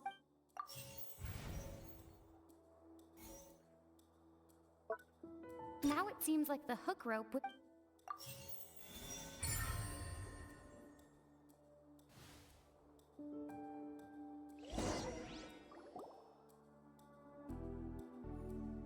Ahem! It's Ace Detective Paimon's time to shine again! In the original plan, Cowell would tamper with the water tank rope and the number selector securing his target. When the magic box containing Halsey was lowered, the metal hook would retract gradually and pierce the balloon at the top of the box. When the balloon attached to the box popped, the water from the primordial seed inside it would pour down and dissolve Halsey. Afterward, Cowell would enter the tunnel and break the flower vase to conceal the water inside the tunnel, with the remaining evidence being covered up by the water tank on stage. But he encountered something unexpected in the tunnel, and wound up being fatally hit by the same water tank he meant to use to cover his tracks. Huh. That does make sense. That actually links together a lot of the more confusing pieces of evidence.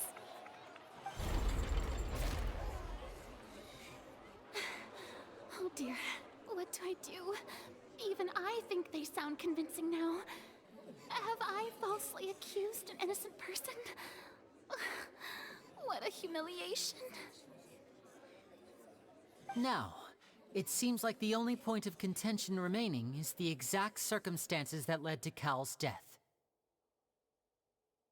His notes mentioned he had an accomplice who could be related to the situation. On that note, the guards have just contacted me indicating that they uncovered new evidence. I shall now invite him on stage to share it with us.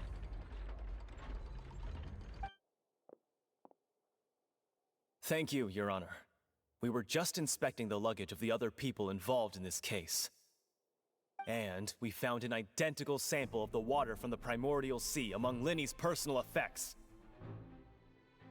What? That can't be. Oh, I see. Well, how wonderfully comedic to have your your own counterattack only to come back and wound you.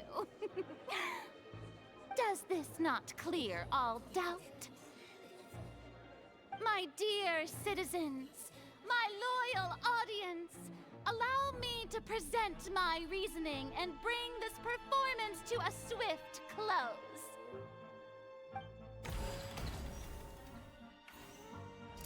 Linny did not need to take part in the dissolution of the young woman at all. Indeed, he did leave the scene via the vent. Having made modifications to the props beforehand, his accomplice Cowell then caused Halsey to vanish using the water from the primordial sea. But upon his return, in cruel avarice, Linny desired sole credit and prepared to do away with his partner in crime. Ultimately, he knocked Cowell out, and the tool meant to cover the crime up also became a murder weapon. Now, as much as I regret having come to such a viciously straightforward conclusion, it does seem that the famed Fatui is quite the cold-blooded and ruthless organization. Am I right, Mr. Linny? We've used up all the evidence we collected. There's no way for us to make a rebuttal here. Is this the end of the road?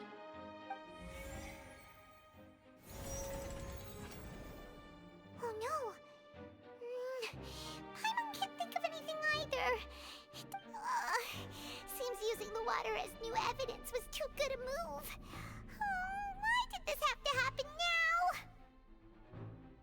I think we've all seen enough now, and we have ample witnesses to my flawless reasoning. I believe this is indeed the finale!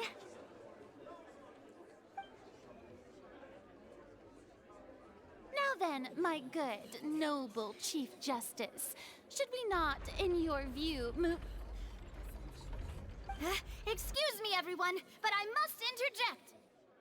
Miss, I must ask you not to shout, and to respect the ongoing legal proceedings. Oh, come on. Don't be hasty. I have a good reason for interrupting, you know. Now, would anyone here like to take a little break from all this debate and see a little magic? I'll show you an amazing trick. One that can bring a young woman who has disappeared back in the flesh, right before your very eyes. Please, do the honors, Mr. Linny, if you would be so kind. What in the world is she saying? No offense, miss, but miracles like that are beyond my scope as a magician. Come on now, don't be silly. Magic is all about misdirection, isn't it? It often conceals the truth while presenting a fascinating illusion. But once everyone believes the illusion, can't magic reveal the truth to them once again? And wouldn't such a trick be the most marvelous finale to today's performance? Come on, Linny and Lynette. Give it another go. Don't worry. Spina di Rasula has made the necessary arrangements on your behalf. But, as the magic makers and stars of the show, I think I should leave the final performance to you. I understand.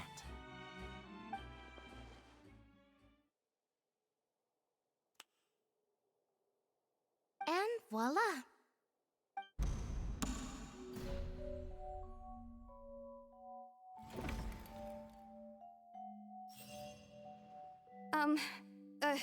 Sorry for the interruption. Wait, isn't that Halsey? So the whole thing about people dissolving wasn't true after all? To be clear, I'm only here because this person told me that if I testified, the merit of doing so would lessen my sentence. I was hiding outside this room listening to the proceedings because I was afraid that I would be the one put on trial. I was just feeling happy that no one had noticed me, and then before I knew it, she caught me. That'll teach you to underestimate us three. Where should I begin? I'm sorry. I'm the one who killed Cowell. I admit it.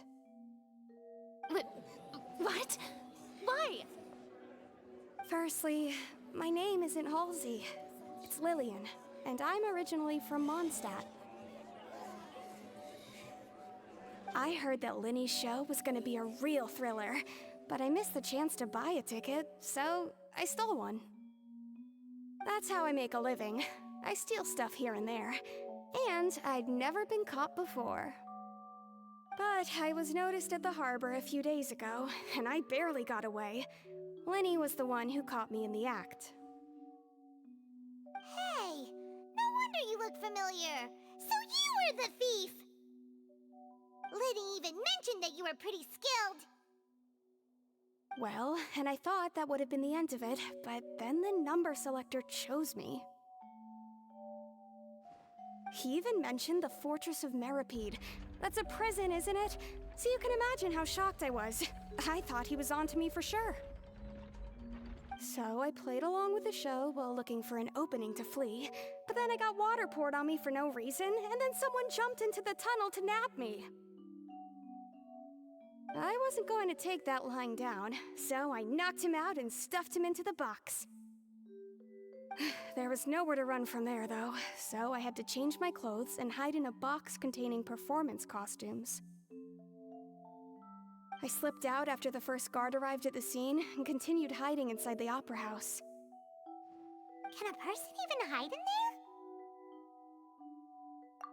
But I swear I didn't know that the water tank would fall down. Really, I swear it. Had I known that, I wouldn't have put him in the magic box. I may be a thief, but I'm no killer. Well, that makes everything pretty clear now, doesn't it? This time, we need to tell the entire story from Lillian's perspective.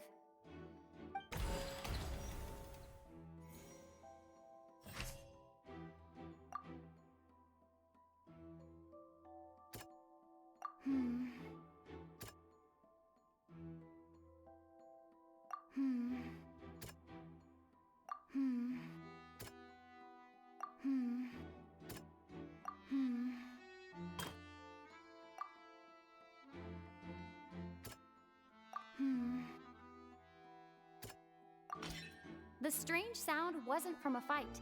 It was Lillian's attempt to break out when she was frightened.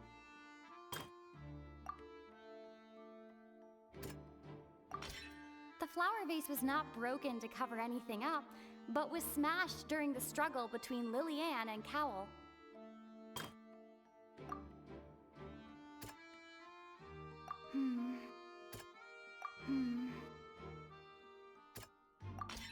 Lillian was afraid that she would be recognized if she left, so she changed clothes and hid, biding her time.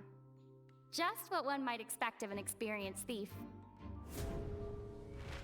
And it's Ace Detective Paimon time!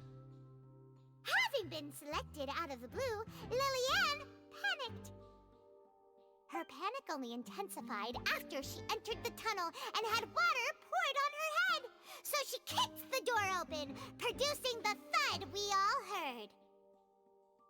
Hearing the commotion, Cowell leapt into the tunnel, only to discover that Lillian had not dissolved. He did not know that Lillian was not from Fontaine, but was a thief who made her way in by stealing a ticket.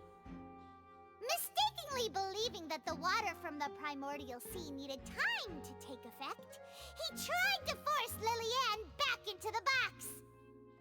The two broke the flower vase during the struggle, but Lillian came out on top, knocking Cowell out and putting him in the box. With no way of escaping, she changed her clothes and hid in the costume trunk until the performance ended.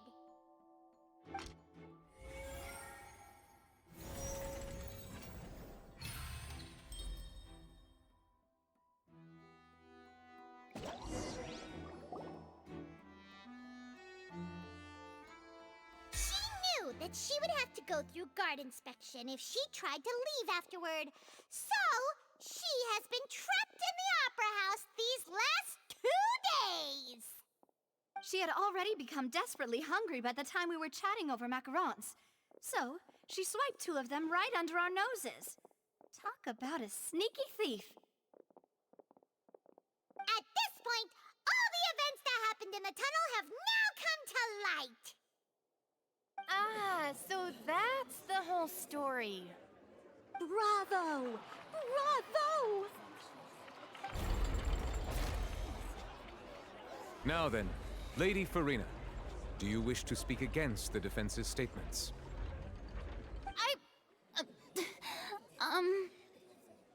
Please answer the question, Lady Farina. Also, if I may add, the trial has not yet ended.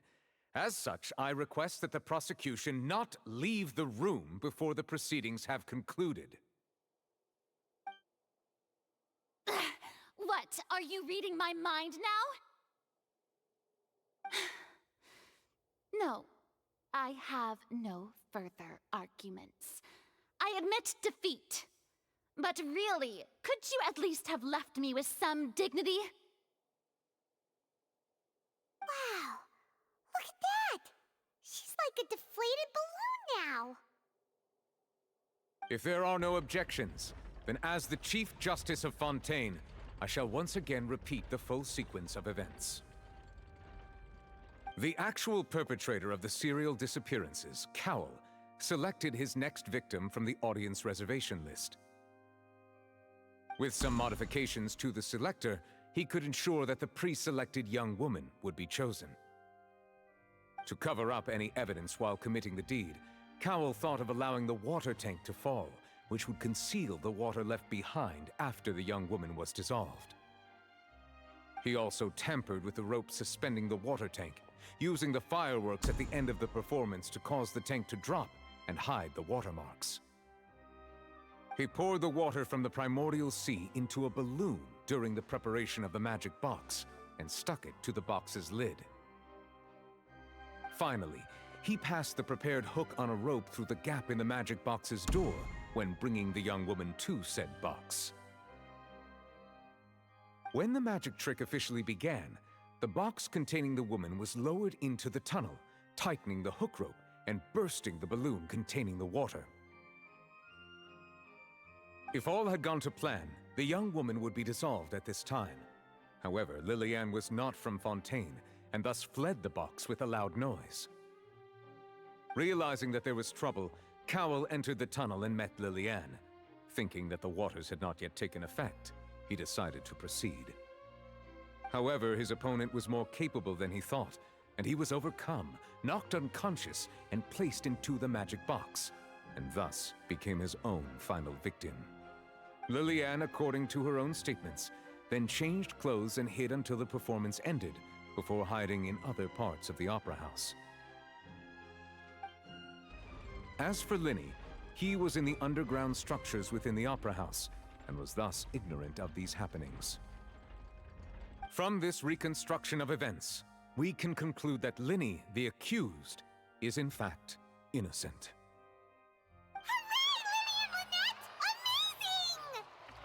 While there is much in Linny and Lillian's conduct that should still be investigated separately, this case, at least, can be handed over to the Oratrice to make the final decision.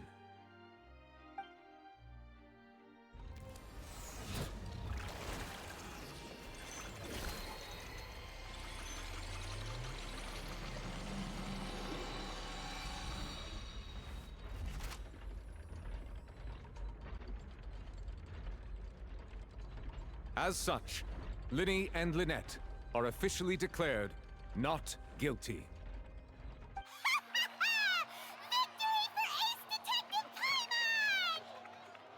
Great work, partners. Thank you all. Thank you so much. Next, I think we deserve an explanation, Guard Vaughn. How did you find the water from the primordial sea in Linny's baggage? Right! Your discovery caused me to make a serious mistake, you know. Or was that not a discovery, but false evidence that you dare to bring before this court? I suspect that the accomplice mentioned in Cowell's notes was not Linny, But you, yes? I'm sure you know what you must do to lessen your sentence. Speak quickly! Unless you want to earn yourself a one-way ticket to Coupon Town. I was just following orders. We were supposed to place blame for the serial disappearances onto Lyney, and thus cause suspicion to fall on the Fatui. The higher-ups said this was the best opportunity to do so. And now that your plan has fallen through, and the secrets of the water have been revealed, you have become a liability to said higher-ups, yes? Therefore, you would be wise to tell everything you know, and seek the protection of the guards. Yes, I'll tell you everything I know. Our boss discovered that the water can cause people to dissolve. It can also be made into a potion, which when extremely diluted, can cause people to experience unforgettable exhilaration. We've been in this business for a while now, and have made decent mora off it. The disappearances were also the boss's idea. I mean, this is the boss we're talking about.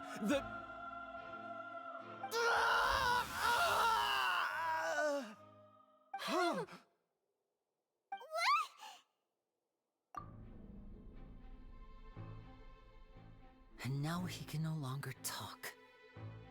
Such ruthlessness. I shouldn't have expected any less of them. An outrageous act.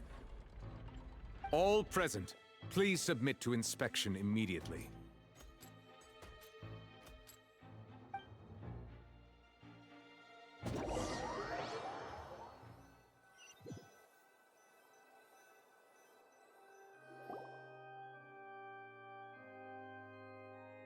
So, we're just going back now?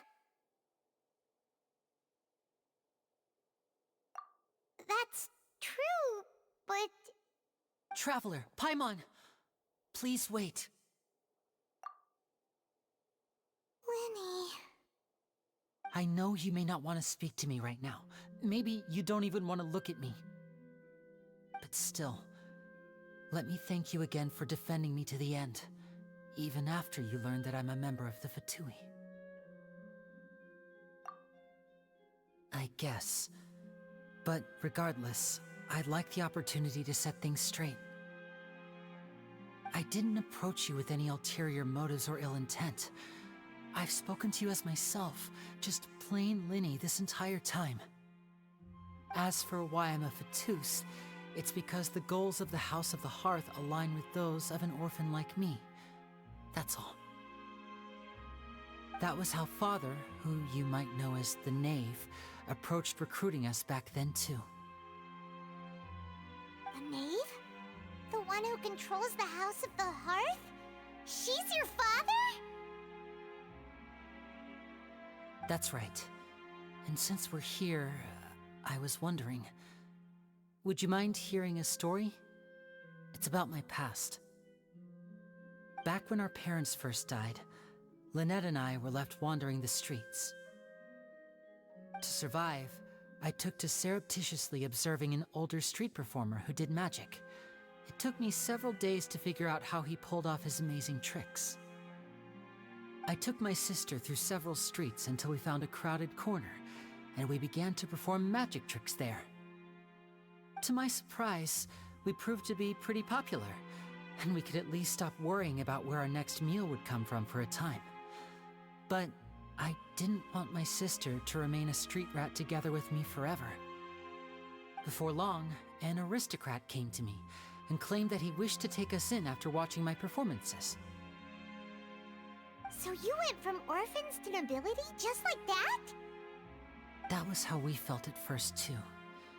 As if fate was on our side and we could say goodbye to those painful days.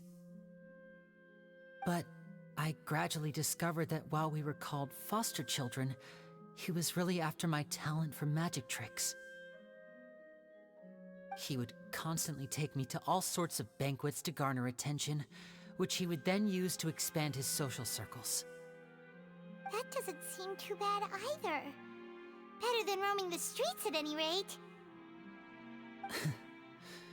It took a while for me to realize just how dark his heart really was. After one particular performance at a banquet, I discovered that Lynette was not on the same return vehicle as me. I waited a long time after we returned home, but she did not come back. I went to that noble's bedroom and asked him about her whereabouts. The answer he gave me was, she caught the eye of the most eminent person at the banquet, so I sent her over as a gift. I mean, you'll be able to perform your magic regardless of who your assistant is, yes? Oh no. So he was gonna... But wouldn't Fontaine's laws deal with such people? As far as outsiders are concerned, this is a relationship akin to adoption or foster care, and they have their ways of escaping the eye of the law. I managed to ferret out the location of the mansion of that so-called eminent person and hurried through the night. But by the time I leaped over the walls, avoided the guards, and made my way in, all I saw was the moonlit ground covered in blood, and the knave standing there in the darkness. So, she'd already taken care of that guy. That's right. She had rescued my sister before she could come to any harm, and had even discovered several girls hidden in a basement, all of them orphans. Father, the knave, might have seen something in me, and so she made me an offer. The House of the Hearth welcomes you, for your interests align with ours. Here, none will ever betray you. Indeed, betrayal shall never be permitted here. I was hesitant to trust her. I had just been betrayed by nobles. But she was also quick to destroy the noble who had taken us in at first, giving us back our freedom. Oh, so that's how the two of you joined the House of the Hearth. She has her own plans. She has gained permission from the Tsaritsa to first use the Gnosis' power once she obtains it. She plans to use it to find a way to break the prophecy and save Fontaine. So, she believes in that prophecy too? That's right. The whole House of the Hearth is currently working to combat that crisis. Today's case has also proven that people from Fontaine can indeed dissolve into some sort of water, thus further supporting the prophecy. Everyone at Hotel Bouffe d'été, including the knave, has their roots in Fontaine, and we will always defend our homeland. To us orphans, the only connection we have left to this world, apart from our family, is our homeland. So, from small deeds like distributing magic pockets to huge schemes like stealing a Gnosis, everything is aimed at dealing with that prophecy. It's all right. I understand. The only thing I can do is relate all this to you. I just hope you can understand that even as a member of the House, I have never stopped making my own decisions, and that I believe what I'm doing is right. If you should need anything at all in the future, feel free to find me. I will do my best to help you, as plain Linny.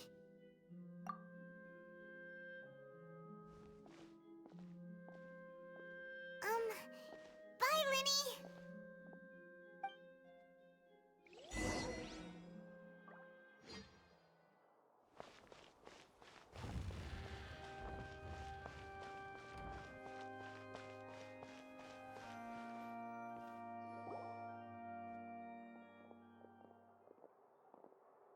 Hey there. What was with the disappearing act you pulled right as the trial ended? Were you looking for us, Navia? Well, this whole thing isn't exactly over, is it? I do feel that we're getting closer to solving the serial disappearances case, though. Don't you think so, too? Huh? What's wrong, my dear partner?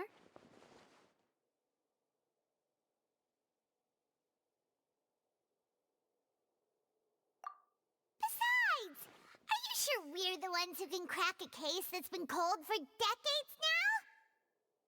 And given that there's new evidence from the trial, there should be a trail of breadcrumbs for the Hydro Archon's people to follow now, right? Ah. I see. Well, I won't lie. I'm a little shocked to hear that from you. But I suppose you are just travelers who have only arrived in Fontaine after all. Sorry. I might have been too presumptuous. Don't say that, Navia. Ah, and we were having so much fun investigating with you, too.